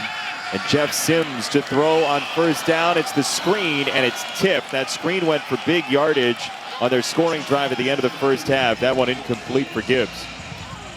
Yeah, I mean, he executed it perfectly to Gibbs before the half, and it really got his footing where he started to connect with receivers down the field and wound up in the hands of Jalen Camp for a touchdown. They need to move the football and for him to continue to play at a high level. Down the middle, tipped and nearly intercepted. Dorian Etheridge, the leader in tackles for loss in the country, got his hands on it. Yeah, Etheridge is the bell cow of this defense. Just lives behind the line of scrimmage, but excellent read there to kind of stop himself and locate the quarterback as well as the football. Third down, Georgia Tech needs energy. This is where you don't want a young quarterback. They can bring pressure. They're showing it. And here it comes. Sims over the middle, got a first down for Sanders. Adonicus Sanders inside the 35. And Eric, your guy down on the sideline, your former teammate Tashard Choice, the big energy guy. Gotta love that. Oh yeah, Tashard Choice is the hype man. He was the hype man when I played with him with the Bills.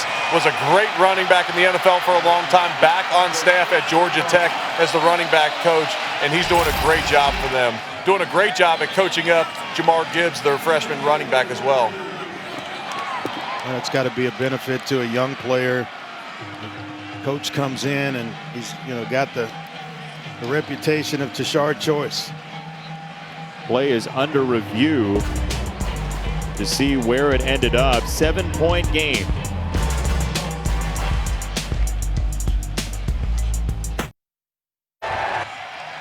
Marlon Character, the defensive back for Louisville, is out of the ball game because of a targeting call. This is a crown of the helmet targeting call. There was an indicator of targeting that thrust the move forward with the head, as we'll show it to you again. It is basically chapter and verse targeting here for Character. Watch the crown of the helmet and watch the thrust, Andre. Yeah, I mean, he's basically leading with it, and it makes contact, and it's the right call, no doubt about it. And that's a big, big loss for Louisville. Their secondary. Character, big physical corner. Sims weaving through traffic inside the 5. First and goal, Georgia Tech. That's the playmaking ability of the true freshman, Jeff Sims. And you see, that's why he's in the lineup.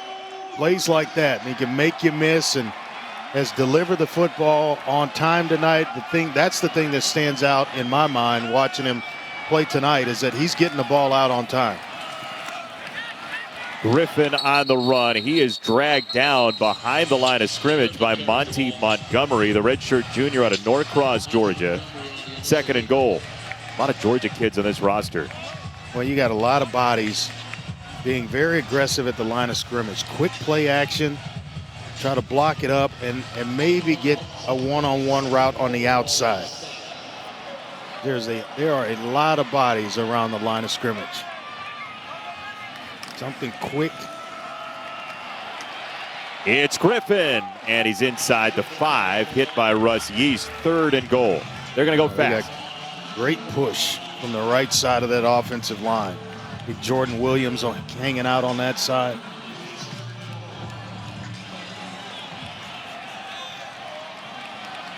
Quickly at the line. Sanders in motion. They run it up the middle and in. Jamias Griffin's touchdown has the Jackets within a point. I credit Jeff Collins and his bunch because they didn't give up. I mean, they are right back in this thing. Down 21-7 at one point. The Yellow Jackets go down before halftime, put one in with 43 seconds left in the first half, and then they come right back on their opening drive to start the second half and put it in the end zone.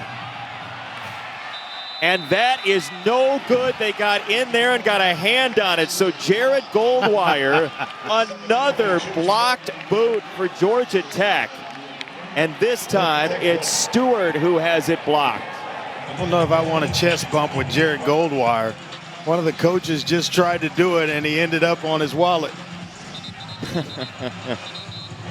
That's a big young man, 6'6", 305 pounds, playing nose tackle. Nice run there, great body lean by Griffin to get himself in.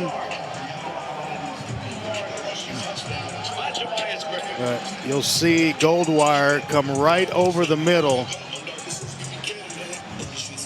and get a big paw on it. That's a big dude with some hops, Andre Ware. Some great athletic ability from a guy that big, 6'6", 305.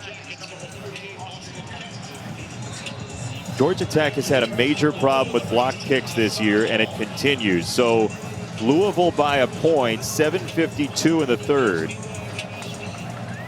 Big game for both of these teams. Louisville's at Notre Dame next week. Georgia Tech against Clemson. And Louisville will have it across the 25. Ball is on the deck. Georgia Tech says they have it. Hall put it on the turf, and we'll see.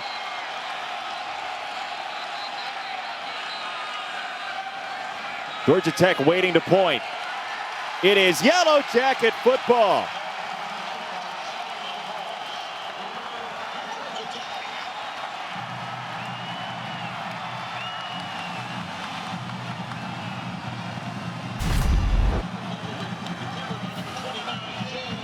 You see Hall. Recovered by Georgia Tech. First down.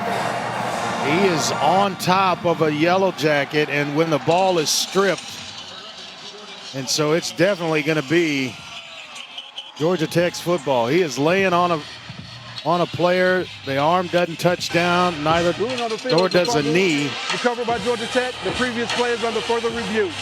Demetrius Knight, it looked like, was the one who reached in and saw that there was a body underneath Hall. And that's a great play by Georgia Tech. A heck of a job. And second fumble of the night. Or forced turnover by the Yellow Jackets. Jordan Swilling makes the play, and that will do it for Louisville, depending on the review. 1 point game.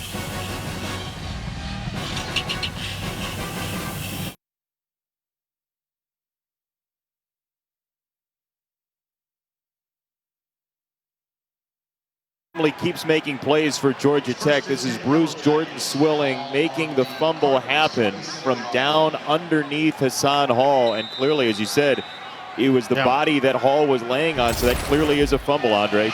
He makes a tackle and strips it. Oh, and that could have gone for big yardage for Gibbs. He barely got tripped up. Sets up this offense in some pretty good field position. And you all of a sudden, a time of possession that was dominated by Louisville is starting to really even itself out here in the second half. Georgia Tech with the ball again in point-blank range. That's not going anywhere for the freshman out of Dalton, Georgia, Gibbs. So third down and medium for Georgia Tech and Jeff Collins. and they are set for play action. I mean, show it in there, hard to Gibbs, and spit it out to one of these receivers on a slant. And with the issues they've had kicking field goals, this is likely 4-down territory for the Yellow Jackets. Great point, Eric. The blocked extra point among other blocks this year. Sims on the run. Great call up the middle. Sims is in. Touchdown.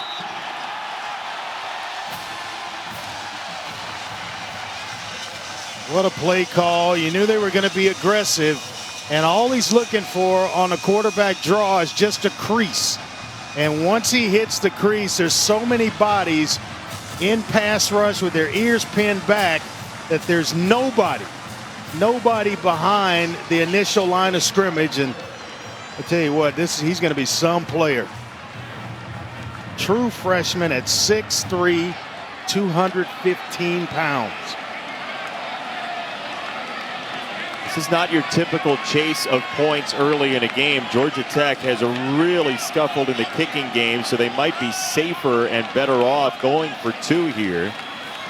Sims with an empty backfield, and it's incomplete, so it's a 5-point game. 2 touchdowns in 78 seconds. Here's the last one. Just a quarterback draw. You see all the bodies around the line of scrimmage. Once he clears, it's over, because he's got speed, he's got power. He runs right through an arm tackle on his way to the end zone. Okeke misses him, and Sims makes him pay. What did Jeff Collins tell us? That he's got a vision? It's a 30-for-30 story about himself and Jeff Sims over Mercedes-Benz Stadium holding a national championship trophy. He sees it. It was 30 years ago. Obviously not going to happen this year, but in the future, that's what they're building toward. 30 years ago, Georgia Tech won itself a national championship with a couple of Swillings on that roster. And the whole goal for Jeff Collins, who is a born and raised Georgia native, born in Conyers, raised in Decatur, is to make this a powerhouse once again.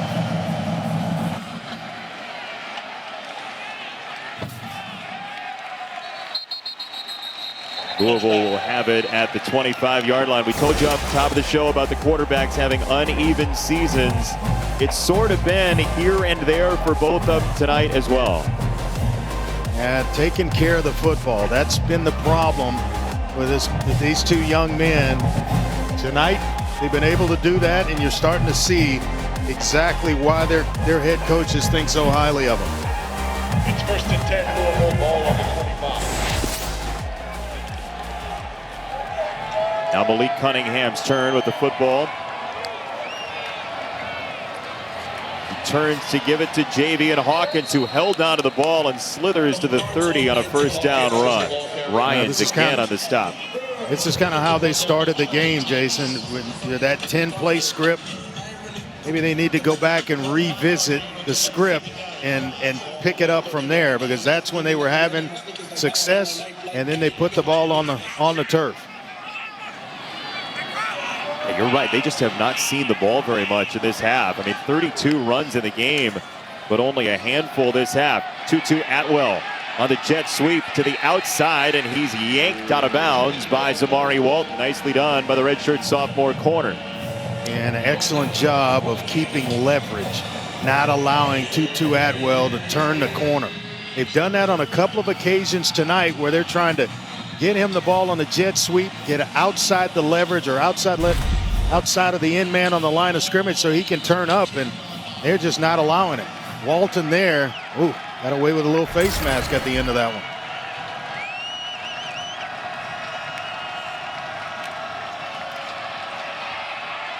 Cunningham down the middle, got a strike and a 1st down across midfield to the tight end, Marshawn Ford. The guy that we mentioned a feature in the game plan for this one. He can do everything. Good blocker when they need it. Excellent route runner, and comes up big here on 3rd down to move the chains for the Cardinal. Marshawn Ford just got a scholarship last year, but he has been a major part of this offense tonight. They will run with Hawkins. He is a tough runner. It takes more than one tackler normally. I like how he hits the hole. He is about top speed when he gets to the line of scrimmage, and he can put his foot in the ground, change directions whenever needed. This is starting to favor that script, Eric. I mean, it's starting to look a lot like the first 10 plays of this ball game. It is, and after the opening kickoff, I made mention that Dwayne Ledford put a lot of pressure on his offensive line, and on that last third down, there was great pass protection. They opened up a great hole on 1st and 10 on the run by Hawkins. Loads of time that time for Cunningham, and Justin Marshall as a first down for Louisville. As you said it, Eric, the offensive line held up beautifully there. Yeah, and Renato Brown's back in the game at right tackle after sitting for a while on a penalty. He is back in for Cameron DeGeorge at right tackle. They're able to run the football, pass protections, holding up a little bit better. Marshall is down. Marshall is injured, and they're working on that left leg.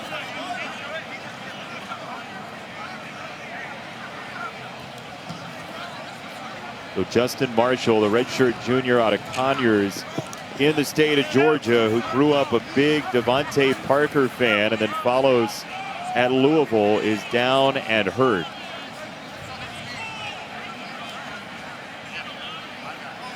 Well, you just hate when you lose a starter or one goes out of the game, even for a brief period of time, when you need to have a drive to retake the lead. And he's backed up by Jordan Watkins, a true freshman who they really like.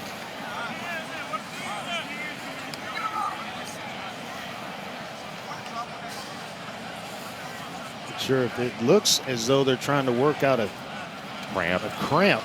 Yeah. That's exactly because they're trying to hydrate him as well, Jason. Yeah, they went in rushing for the water bottle.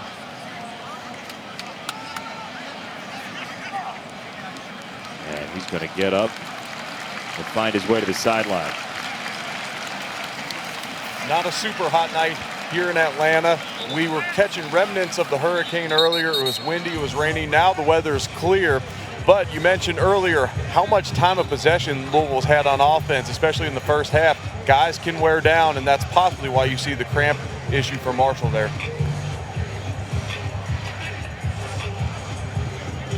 So he'll come off, Eric, and Louisville's got a first down. You see time of possession, the gap closing a little bit out of halftime.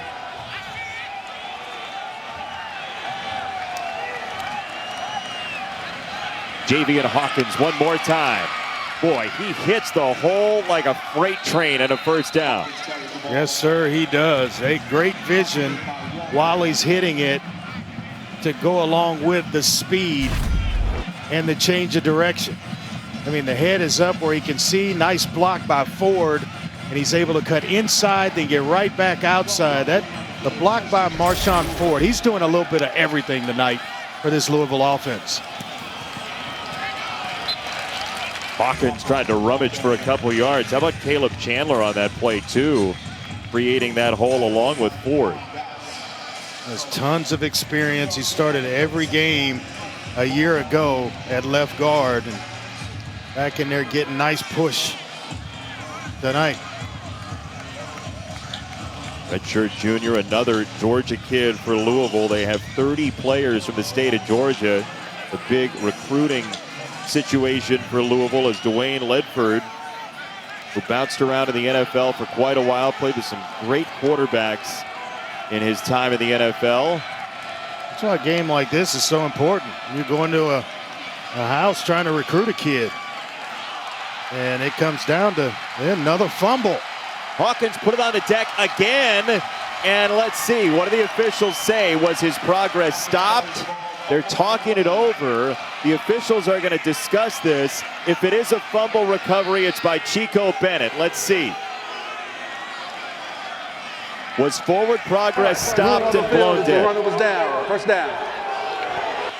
They're saying Hawkins was down and no fumble. Well, it started moving. That's close. And every play, remember, every play is looked at. And they will blow it dead. Cunningham's I think it's a fumble. Cunningham wanted the football because I think he knew. Cunningham, if he could have just run up and taken it out of Cole Bentley's hand, he was gonna. Watch again. That's the Eric, that's what we were talking about earlier. Timeout, Georgia Tech. 30-second timeout. In terms of going under center. Sometimes you can get it off quickly. I think it's knees down. I think it's the right call. Looking at that angle in slow-mo, it looks like the right knee is indeed down, and then the ball comes out. The question is, was the ball moving? Louisville's getting surprising. Go ahead, Eric. Yeah, Louisville's getting surprising. They're very surprised by the ball security issues, especially from Javian Hawkins tonight. This is a guy who, as a freshman last year, an all-ACC running back, lost 0 fumbles the entire 2019 season. That would have been his second one just tonight. Over 1,500 yards last year as a freshman. Now remember too, if this were to have gone to review, Georgia Tech used a timeout. The ruling on the field is what you would have to overturn, so you'd need indisputable video evidence. There's nothing there indisputable at all to overturn. Javian Hawkins trying to slice, and he goes down. And he knew he was in the end zone. He was in the end zone. The cut, maybe a slick field, took the footing of Hawkins, but I mean, there was a hole. He would have gone in untouched. Great job up front by Caleb Chandler. And he's trying to make that cut to get right in the crease. Otherwise, he doesn't slip. It's 6 points. That'll drive you nuts tonight if you're Javian Hawkins. Cunningham on second down, flares it out wide, and a flag comes in as Atwell lost the ball on the way into the end zone. Atwell says touchdown. Let's see what the officials have to say about it. He reached for the pylon. Back for a hold on the outside by one of these receivers. I'm not sure if it's Fitzpatrick or who to this side. The near side here. Now there's also a chance if he lost the ball and it went through the end zone, that would be a touchback. So let's see what the call is. Offense number 7. 10-yard penalty, second down. But he was down prior to the goal line. They'll take it back.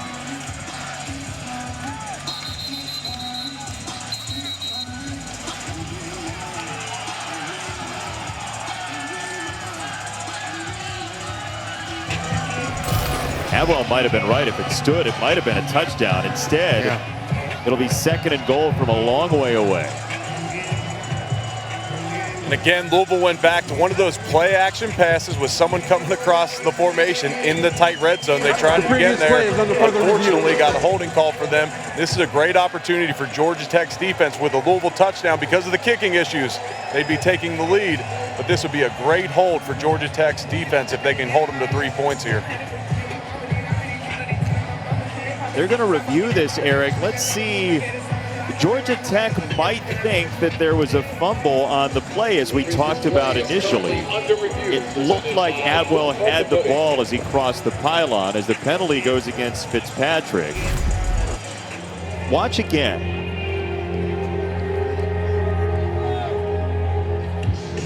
Watch the ball, and when he loses possession, he sort of just displays it out to the pylon. All it's got to do is touch.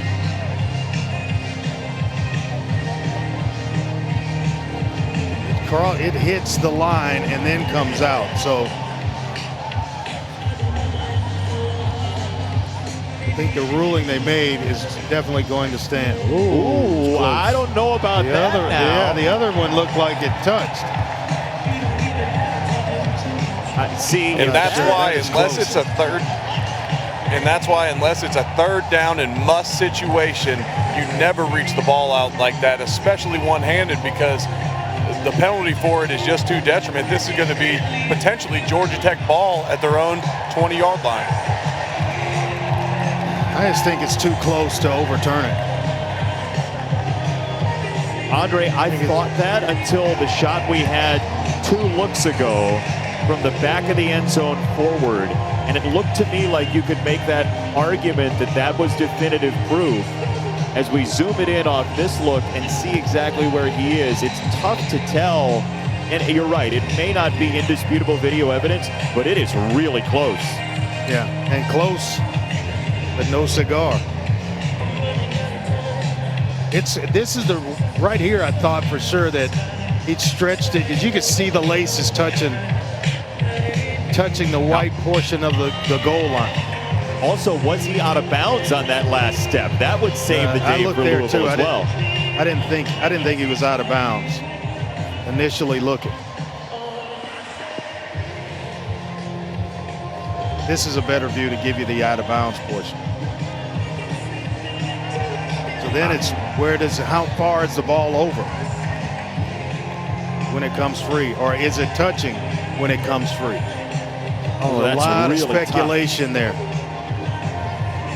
I'll say this, there's 11,000 fans allowed in the building tonight. I think all of that is taken account for tonight. It's been a loud atmosphere in here, and with this being the second call that's gone to review on this drive, if it doesn't go in Georgia Tech's favor, this place is going to erupt. There's a lot of people grumbling in the stands as we speak, as they're reviewing this play. After further review, the ruling on the field stands. Stands not confirmed, so Jeff Collins will send his defense back out for 2nd and goal. The holding penalty does move them back, and so a big stand here for the Yellow Jacket defense on the horizon possibly. Just too close to make that determination.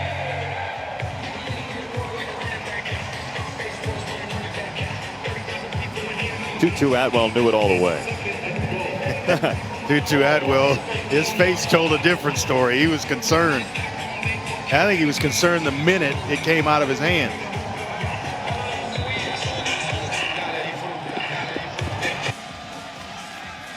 So it's 2nd and goal, and with the penalty, it moves him back quite a ways. The 13. Cunningham looking to run, and now he throws it out of bounds to save a couple of yards, and a flag comes in again. Wow.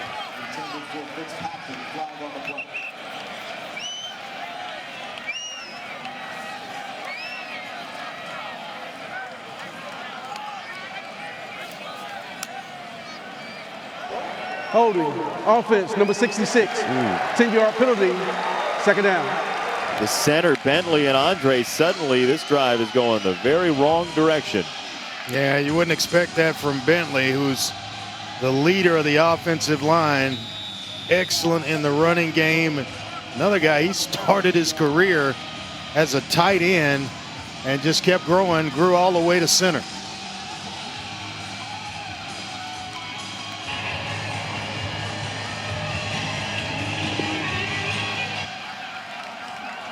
Now you're getting concerned about just field goal range. 2nd and goal, Cunningham up the gut again. He cuts it outside and gets swatted down at the 18 by Wesley Walker. You can't take too many more shots like that. Get yourself down, protect, live to fight another down. And yeah, field goals aren't currency in the current state of football, but because of the missed extra point and the failed 2-point conversion, Louisville is just 2 field goals away from the lead here. And movement at the line. Markers coming in. We're making up for ground of the penalties we didn't have in the first half. We got a freebie there. You got the end of that side to jump. Radonis Boone. Offside, defense, number 42. 5-yard penalty, 3rd down. I like the play by Mikey Minahan, the Georgia Tech center. He gave his quarterback a free play in that situation. Cole Bentley there, if he could snap it, and I'm not sure if Malik was ready, but if he could snap it in that situation, then you get a free play out on the right side. Corey Reed, number 86, is split out wide, 6'3", their tallest receiver. This may be a situation where you try a jump ball to him. Let's see, 3rd and goal just outside the 10. It's going to be Cunningham on the run, and he is in. Touchdown!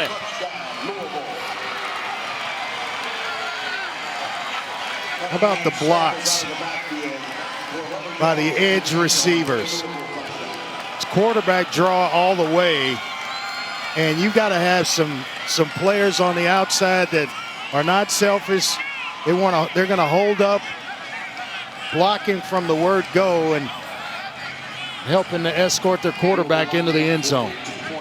Roscoe Johnson, the outside receiver, sealed that for Louisville, and now with the missed extra point, the failed 2-point conversion, people are going to be going for 2 for quite a while tonight. Georgia Tech still trying to figure out its defense. The play clock has reset again. Cunningham stomping his feet, and here we go. Nothing there.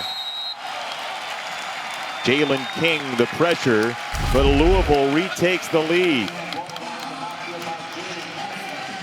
Well, a nice job dipping inside and then back out, and all of a sudden you find yourself on the 3rd level of the defense, and Roscoe Johnson with a block so far of the night for Louisville.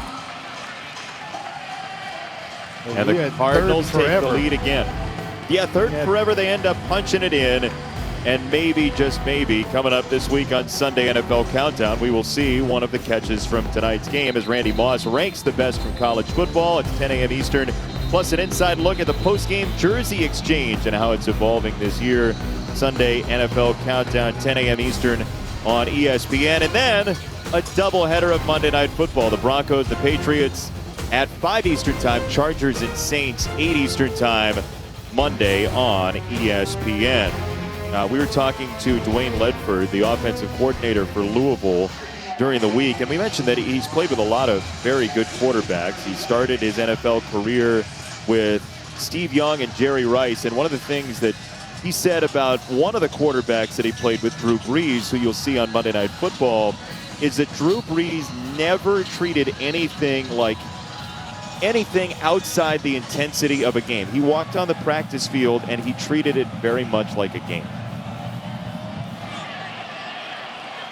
So after the 3rd lead change of our night, Georgia Tech will get it back from across the 20-yard line to about the 23 on the return from Dante Smith. Tell you what, Andre, we're in store for what seems like it's going to be a real good finish tonight. Yeah, no doubt about it. And felt like this would be a close ball game. It's been back and forth here in the last couple of possessions, and now up. Obviously, the true freshman about 50% tonight, 155. He's got a touchdown run to his credit. Lead his team, and I think he's done a heck of a job so far. On 1st down, play action.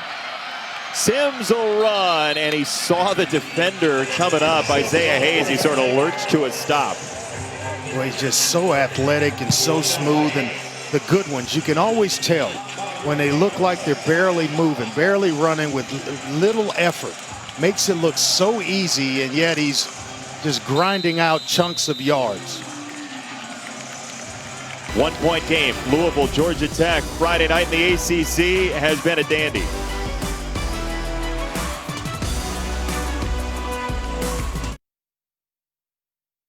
.26 Louisville started the 4th quarter, and tonight's game flow brought to you by Progressive. It has been an up and down, back and forth game. Malik Cunningham, Jeff Sims, we told you they would duel 3 lead changes, Andre. Yeah, it's been back and forth, and now Jeff Sims is up and off to a good start on this drive. There is Sims roaming free again to the 40 and a 1st down for Georgia Tech. Yeah, they've decided to allow him to carry the football, and it's because he's hit on a couple of passes. So now you've got to respect his ability to throw the football and drop into coverage. That's creating some pretty big running lanes for the freshman quarterback.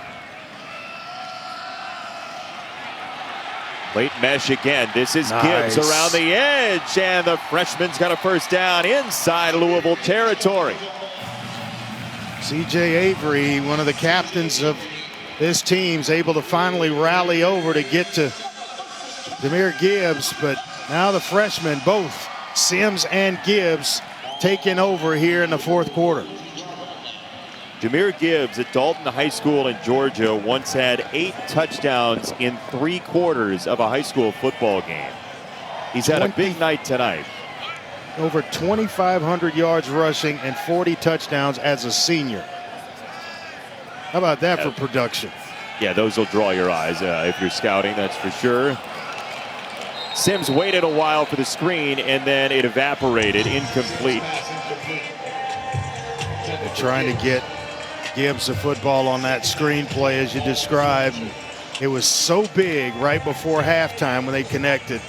Got to go back to that well again, and all of a sudden a big paw was poked out there in the form of Abdullah to knock it away.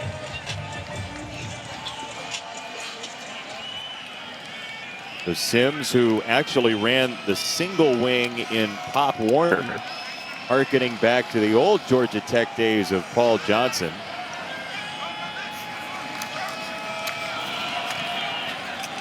Another late mesh, and Gibbs is wrapped up and drilled by Goldwire, 3rd and long. Well, Goldwire is some athlete. From Tacoma, Washington, Kentwood High School.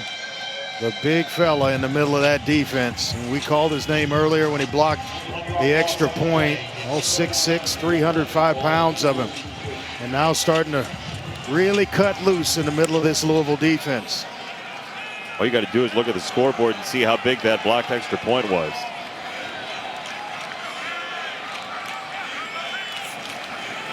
Third and 11 for Sims. Scanning Sims, incomplete. Boy, I think the route, even if he caught the football, he ran the route so short, it was not going to be enough for the first down anyway. But you've got to hit that one to give yourself and your coach a chance to make a decision on, do we go for it on 4th down? Certainly not going to do that on 4th and 11. Dylan Leonard, the intended target there. It's going to be 4th and 11. Rajay Burns, one of the very few linebackers who doubles as a punt returner. Harvin, one of the few punters who doubles as a linebacker. And they're going to go ahead and take the delay of game and give him some more room.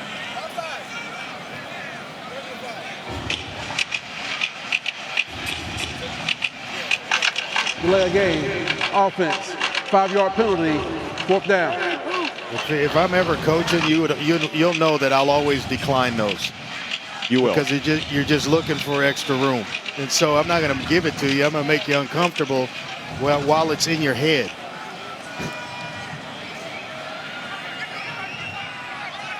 That's psychological warfare by Andre Ware, by the way. Any advantage you can get. Yeah, right? Harvin sends it for Burns, and the fair catch at the 12. A 1-point game under 13 to go in Friday Night Football.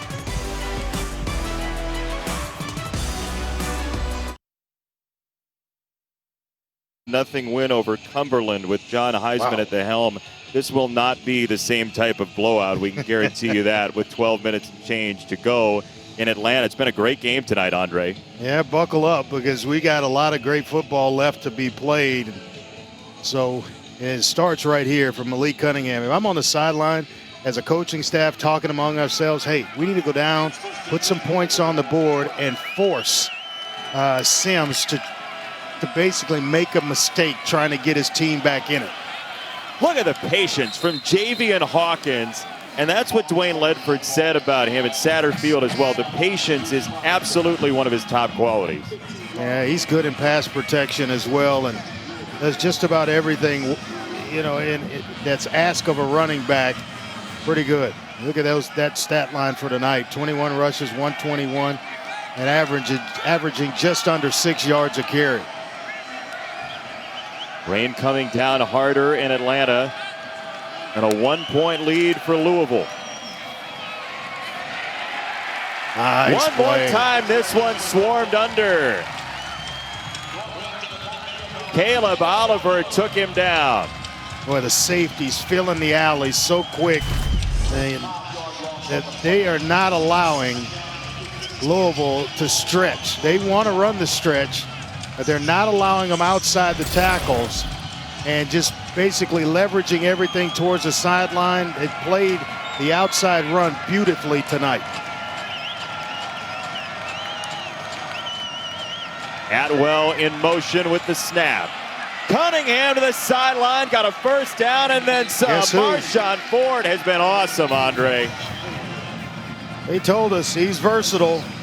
He does everything that they ask him to do, and he's got great hands, and he has been as good as advertised. Big part of tonight's game plan with number 83, Marshawn Ford. 6 targets, 5 catches, that one for 23 yards as the track starts to get messier in Atlanta with the rain coming down. Javian Hawkins to the outside, ball loose again. And it's Georgia Tech football. The weather has gotten ugly and the Yellow Jackets pay it off. What was that conversation we were having during the break, Eric? You told us about Louisville. Recovered by Georgia Tech. First down.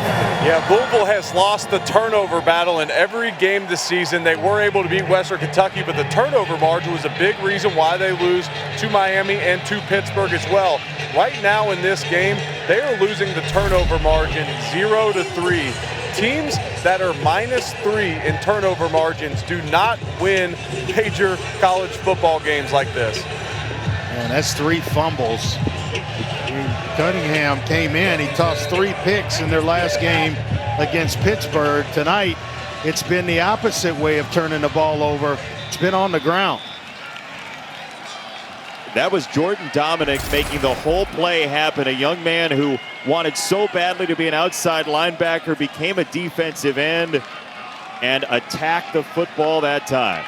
Well, you got the slot receiver right now off the ball in this coverage. Sims down the middle, got a strike inside the 35, off the spin, Malachi Carter inside the 15. There's a marker down. Hold your breath. It's a 41-yarder if it stands. If you're Georgia Tech, if you're a Georgia Tech fan, you're holding your breath because personal foul, roughing the passer, defense number 29. Half the distance to the goal from the end of the play. First down. You can go ahead and exhale now. There's going to be more yardage tacked on to this catch by Malachi Carter. A nice read. It comes open. They bring some pressure through the A gaps over the guard and the center. And then it's just, what do you do after you catch it?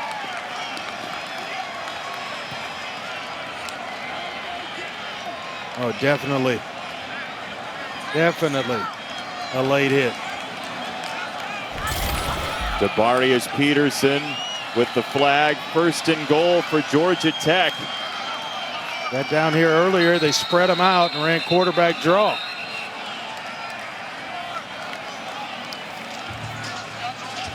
Timeout, Georgia Tech. Only 1 remaining for the Yellow Jackets. 10.5 to go. Big plays galore in Midtown Atlanta tonight.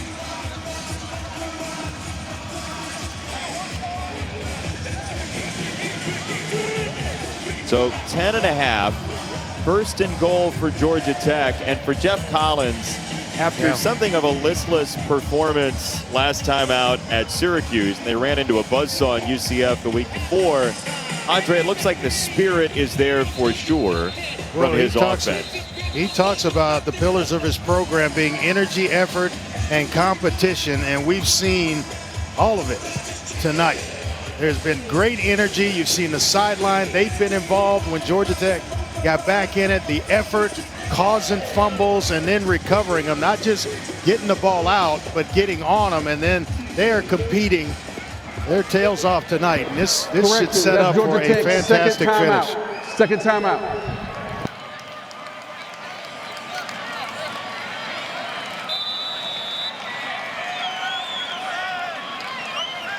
Griffin the tailback, Camp in motion. They will run straight ahead and not get much of anything. Just can't get the push, and the running game has been effective with Gibbs when you are in a spread set. Don't bring everybody to the party just because you get close down here. Go ahead and keep them spread out, make them respect it, and then you get better blocking angles for the offensive line. There you go. And they bring Gibbs back in. He goes to split out wide. They'll run it with Sims.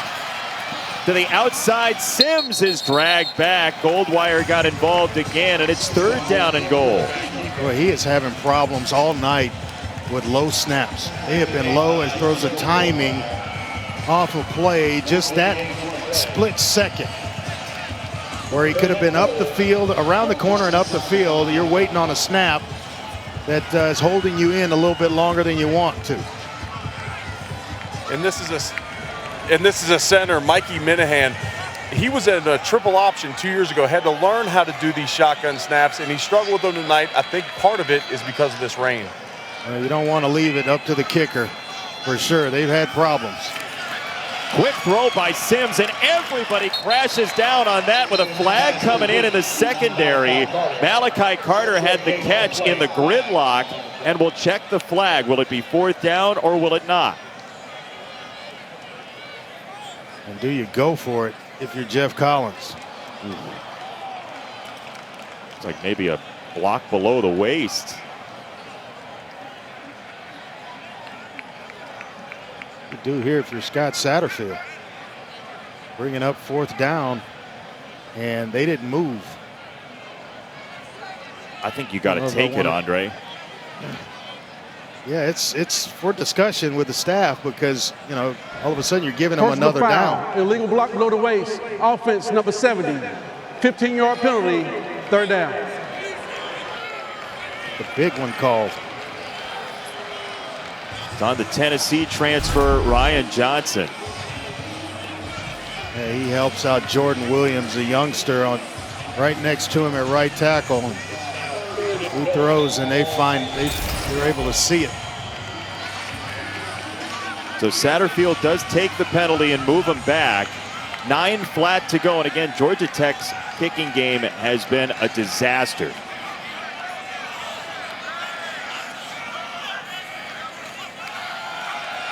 Sims, the freshman. Sims had to hustle it, and he's got it to Gibbs. He hurdles in. Oh, man, Gibbs, touchdown.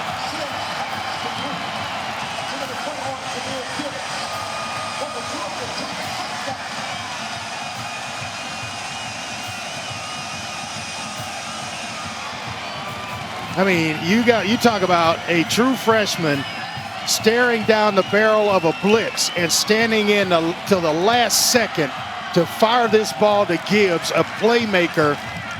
That is some courage, and that's growing up in a hurry. Didn't see that against Syracuse in their last game, but he has matured and grown up in a matter of a week. He beats C.J. Avery. Now Sims wanted the pop pass, and he has it sent back to him. Looked like Gorgie Jang in the middle of the Louisville defense. Got a hand on it. They get 19 on 3rd and goal in the lead.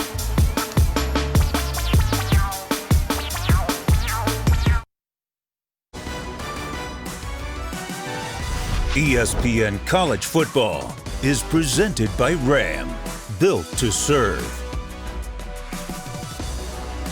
That is one of 3 statues around the world of Albert Einstein. And it's on Georgia Tech's campus. Back to this play.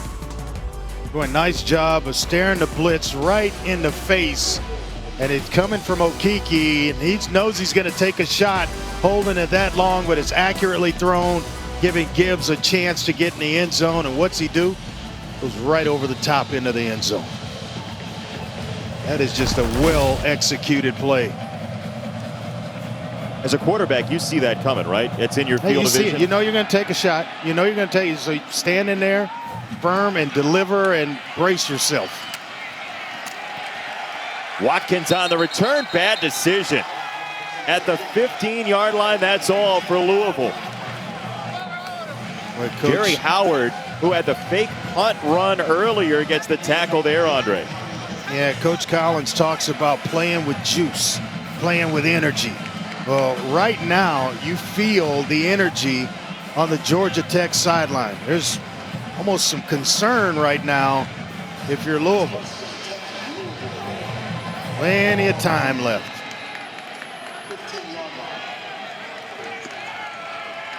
Malik Cunningham, who some schools wanted to change positions. He's held his own in a big way at quarterback, and they will run on first down, and it's not much there. Domenica with the stop, and Hawkins gets in the face of Trey Swilling, who's just happy to be back on the field. Yeah, they've got tremendous depth at Georgia Tech. When they roll players, especially on the front seven, you don't really feel it a whole lot.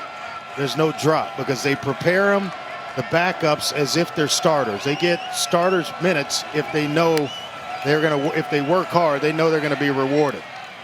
Playing for reps in practices. Cunningham is low and incomplete. That's as tense of a throw as we've seen tonight from Malik Cunningham, Andre, don't you think?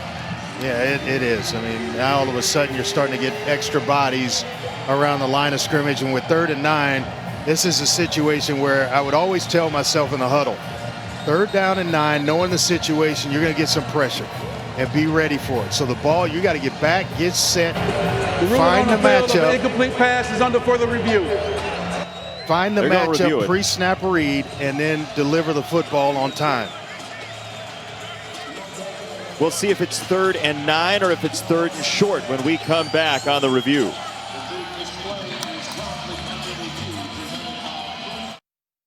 Louisville very good on 3rd down so far tonight. 3rd and 9, Andre, what's your call?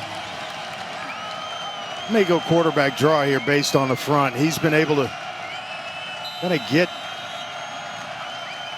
get loose, and especially against this look, should be there. Cunningham has to scramble. Flag comes in for a hold.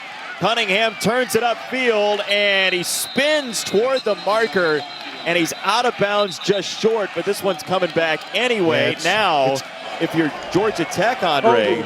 Offense, number 56. Half the distance to the goal, 3rd down. I guess you take it so it's not 4th and 1. Yeah, I think you're going to have to, and you run the risk of Louisville converting, but you see just a handful of jersey there by Renato Brown. He's had some good moments in this one and some that he'd like to forget about. Going to be a good player, though. Just a redshirt freshman. Was originally committed to Miami before switching to Louisville, and they love his footwork. Athletic for a guy his size at 6'4", 330. What do you think about taking the penalty here, Andre? I mean, it's either 4th down and 1 or it's 3rd down a long ways. Yeah, you're feeling pretty good about your defense, and that's the conversation, if you're Jeff Collins, that you're having with Andrew Thacker. He's like, do we take it and force them back to 3rd and 17 and keep everything in front of them and force the punt? They just got to make sure they wrap up when the ball is delivered here. 4th and 1's, there's no guarantee that Satterfield will punt the football away. They will run. Hawkins. Oh, boy. Davian Hawkins, my goodness. Down the sideline and a 1st down for Louisville. And that's the risk you run right there. When I just made mention of make sure that you're tackling well, because Hawkins can give you headaches. About 2 or 3 Georgia Tech players miss tackles, and he's going to pick up the 1st down and keep this drive going. A must that you tackle in that situation. I mean, he wants nothing more than to be able to come back from the fumbles tonight, as Cunningham wants to heave it downfield. Instead, he squeezes outside with Brooks chasing after him, and it's 2nd down. Yeah, he's going to have an opportunity to scramble up the middle. He's been forced out wide, and I think that's why Brown got the penalty. He wasn't expecting Cunningham to be outside of him, so he had to reach and grab. On that last play, number 6, David Curry, he was spying Cunningham in the middle of the field, and as Malik looked to step up in the middle, he took off after him and made him scramble out to his right. And that's kind of been his go-to all night, is scrambling left and right. Hawkins again.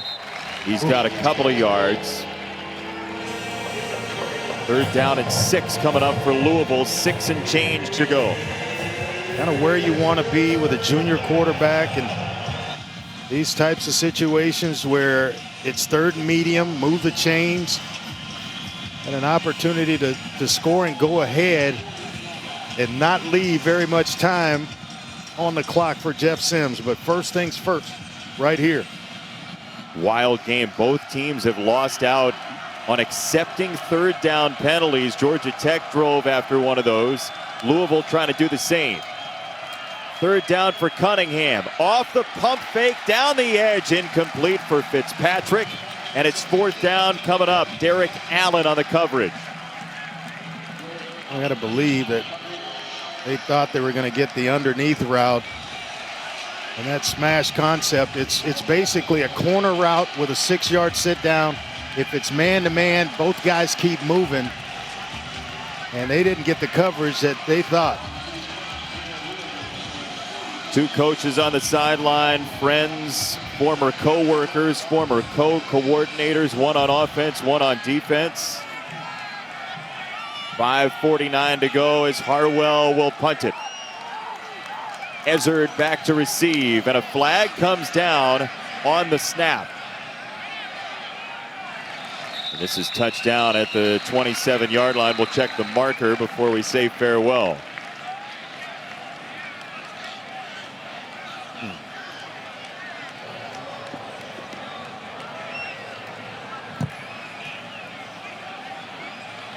Marcus Woods will have a call for us. Illegal formation, kicking team, more than 4 men in the backfield. 5-yard penalty will be added to the end of the play. First down, Georgia Tech. So Georgia Tech will take the ball and take the yards after the punt. Jeff Sims, the freshman, on his way back out.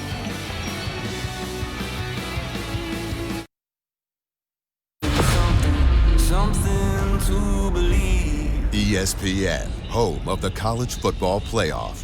Huge college football playoff implications, specifically in the ACC tomorrow. Virginia Tech and North Carolina, dayside, nightside, Miami and Clemson. But they're going to have to work to be as entertaining as this one tonight. Jeff Sims, the freshman for Georgia Tech, trying to key an offensive drive that gets him to the win column. And goodness gracious, Gibbs absolutely rams for a first down.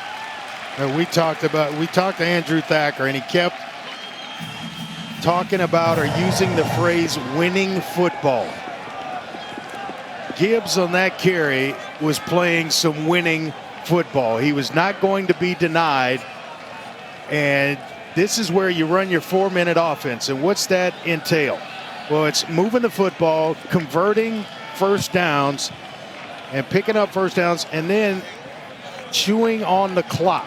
And you'd love it to end with a touchdown, but you'll take the time to move it down the field where you don't leave Louisville anything to get back in the game. They go Gibbs again, and he is lassoed by Peterson. So 2nd down, and the play calls will be interesting for Patino, the offensive coordinator, down the stretch here. How about this offensive line this late in the game, really turning it over to them when you're asking the running game to, hey, let's go to work. Let's lean on them a little bit. That 18 pounds, the average of 18 pounds that you put on in the offseason since January. Let's lean on this defensive line and see if we can't close this baby out. There's Dave Patino, the offensive coordinator who started his coaching career at the Coast Guard. He's been a lot of places. On a 2nd down and 10, they will run it again. Dante Smith bounces it outside, and a massive run down the sideline for the Jackets. Well, they aren't afraid to hand the football off, and he's about 3 deep down the depth chart, but comes right in, ball security first, and is able to bounce it. And we talked about it earlier, tackling. Louisville not tackling Dante Smith, and that allows him to get outside to pick up the first down. Clock now still continuing to run. Louisville may not have the choice of how many timeouts it grants to Cunningham. How many would you want if you're a quarterback? How many would you need? You want them all, but you know, you're going to have to start taking them here in a minute. Smith torn down by Goldwire again. You start doing it now? I think you have some time right here. You see what happens on second down, and you might take one after second down, especially if you're able to rally, maybe get a tackle for a loss, or at least back to the line of scrimmage. Eric mentioned it during the break. Ball security so important on a rainy track tonight in Atlanta. Sims on the roll. He throws and he's got it inside the 10. Malachi Carter. Touchdown. You think that freshman's got confidence, Andre Ware? Goodness. Yes, he does. And we were just talking during the break about how, you know, the way he looks is just so composed. He's just out there having fun. Like, the moment's not too big for Jeff Sims. And this is a message to the team that we believe in Jeff Sims, because young quarterback, most coaches are going to run the football and depend on the defense if you have to punt it away. But they let Jeff Sims, the true freshman, put it in the air to Malachi Carter. Just work in the middle of the field against zone coverage. The safety gets too far off the hash. It opens up an even bigger hole for Carter to get into. How about this young man? Right on the money with the football. His fifth completion of 30 or more in this season for every state will make a contribution to the university's general scholarship fund. Thank you, All-State. You got to believe, Jason, if you're Louisville, you still have plenty of time. It's just going to take a quick score. So you're not going to be able to run your way into scoring. You're going to have to put it on the shoulder of Malik Cunningham and this receiving group. 2:52 for him, 3 timeouts. Malachi Carter, who's originally from Suffern, New York, lived in Wilmington, North Carolina, then made his home in Gwinnett County, Georgia, and Lawrenceville, not far away. He's got a big touchdown and another big yards after the catch grab, as Louisville will have it at the 25-yard line. Georgia Tech, 5 possessions this half, 4 touchdowns. Their offense has looked totally different, Andre. Yeah, they have, and you took the words right out of my mouth. You talk about production, 4 touchdowns in their last 5 possessions. We were talking about them losing the time of possession battle, and it was a significant difference. But when you're scoring at the clip in which they are, you don't need the football a long time. And we thought it would be just the opposite, that Louisville had the playmakers and the ability to score quickly, and it hadn't been that way. It hasn't worked itself out with 2:52 left here in the fourth.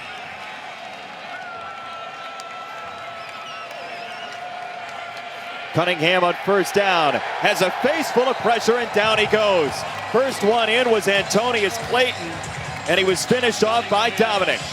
If it's man coverage, let me find the best matchup that I like based on film review and things of that sort. If it's zone, who's my best route runner? Who knows the feel of getting open in zone? So you don't have to hold the ball that long. You've got to give yourself a chance to get the ball out. 4-man rush almost got there this time, and it's tipped and incomplete.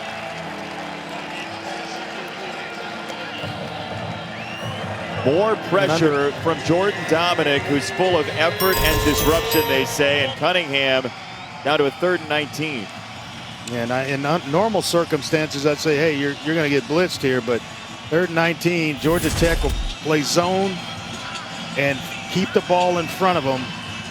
And then they can't allow Hawkins to get outside and up the sideline here. 2 plays to get 19 yards. They will drop off a screen, and it's Hawkins, and he is stood up by Zamari Walton, who's been a very strong tackler from the defensive backfield. Play in zone, let's keep it in front of us, and then rally to the football. And they effectively were able to do it there. Now with under 2 minutes left to go, got to go for it here. Just trying to get it to a manageable situation on 4th down. And it's still a long way.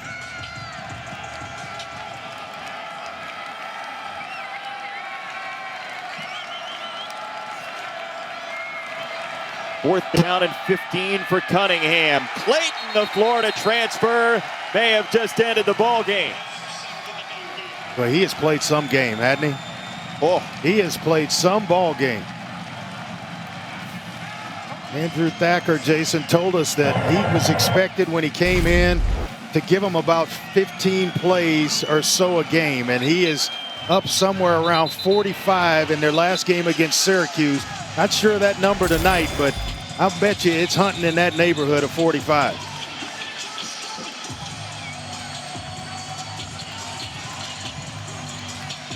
For Jeff Collins, we talked about the intensity and the type of guy he is and the way he tries to build a program with both branding and leadership. He may have an important win tonight with a fully stocked schedule, and that was nearly a touchdown. Dante Smith taken down at the 17. That's a heck of a tackle, because he had bounced one before and picked up a first down, and he was getting ready to do it again. All of a sudden, he's made down. The tackle. Yeah.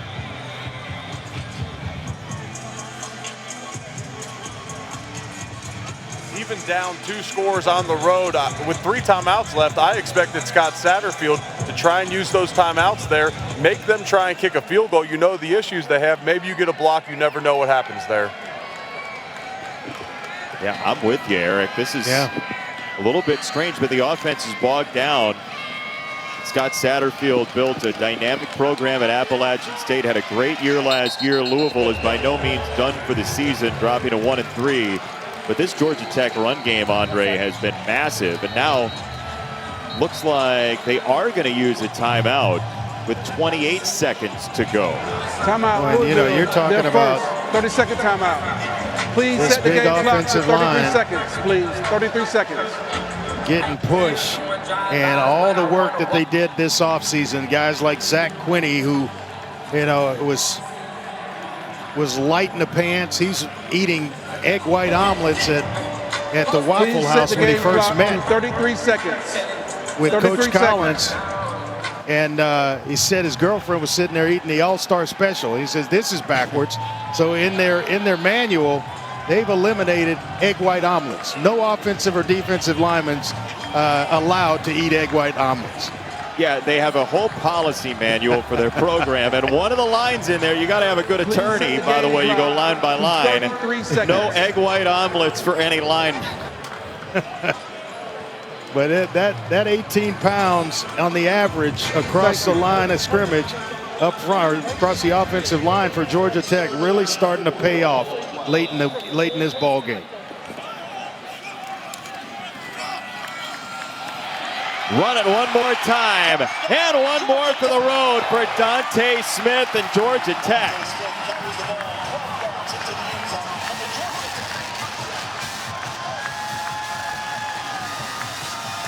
Watch the big fellas work up front. Ryan Johnson, Jordan Williams. This opened up a nice crease along the right side of the offensive line. They pull around Zach Quinney as well. And it's just pay dirt for Mr. Smith. Mr. Smith goes to the house. The sequel, 46-27, Georgia Tech. 192 on the ground, 4 touchdowns. Hey, tomorrow night, 2 wonderful quarterbacks, De'Aaron King and Trevor Lawrence, the ACC. Clemson's won the last 2, 96-3. 7:30 Eastern, 4:30 Pacific, ABC, and the ESPN app. All right, Andre and Eric, I want reasons that Miami can beat Clemson. Andre first.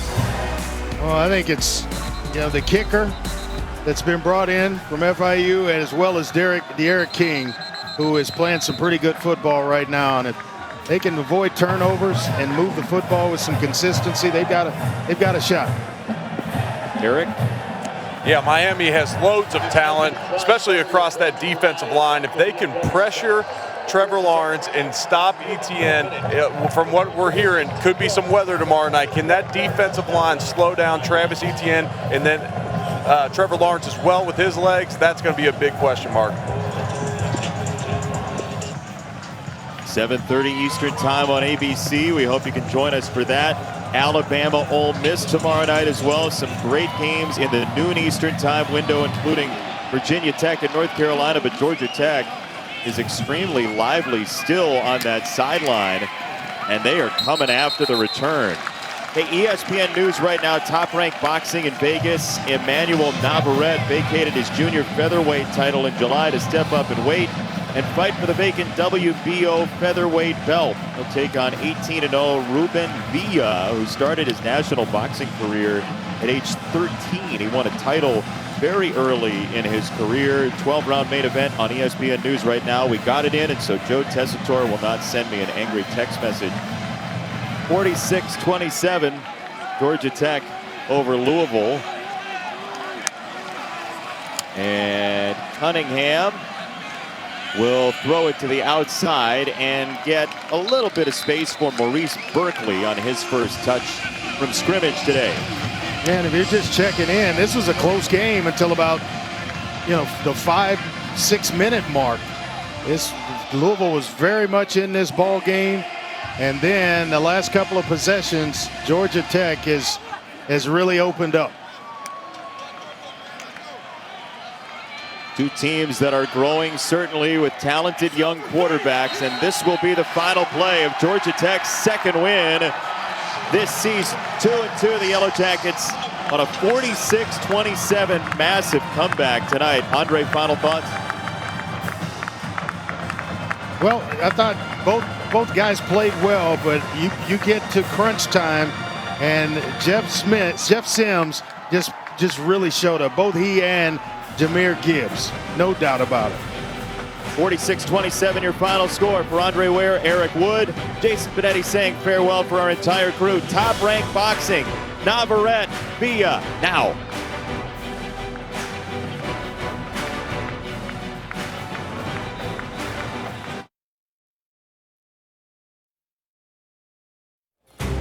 Joe Tessitore in the Top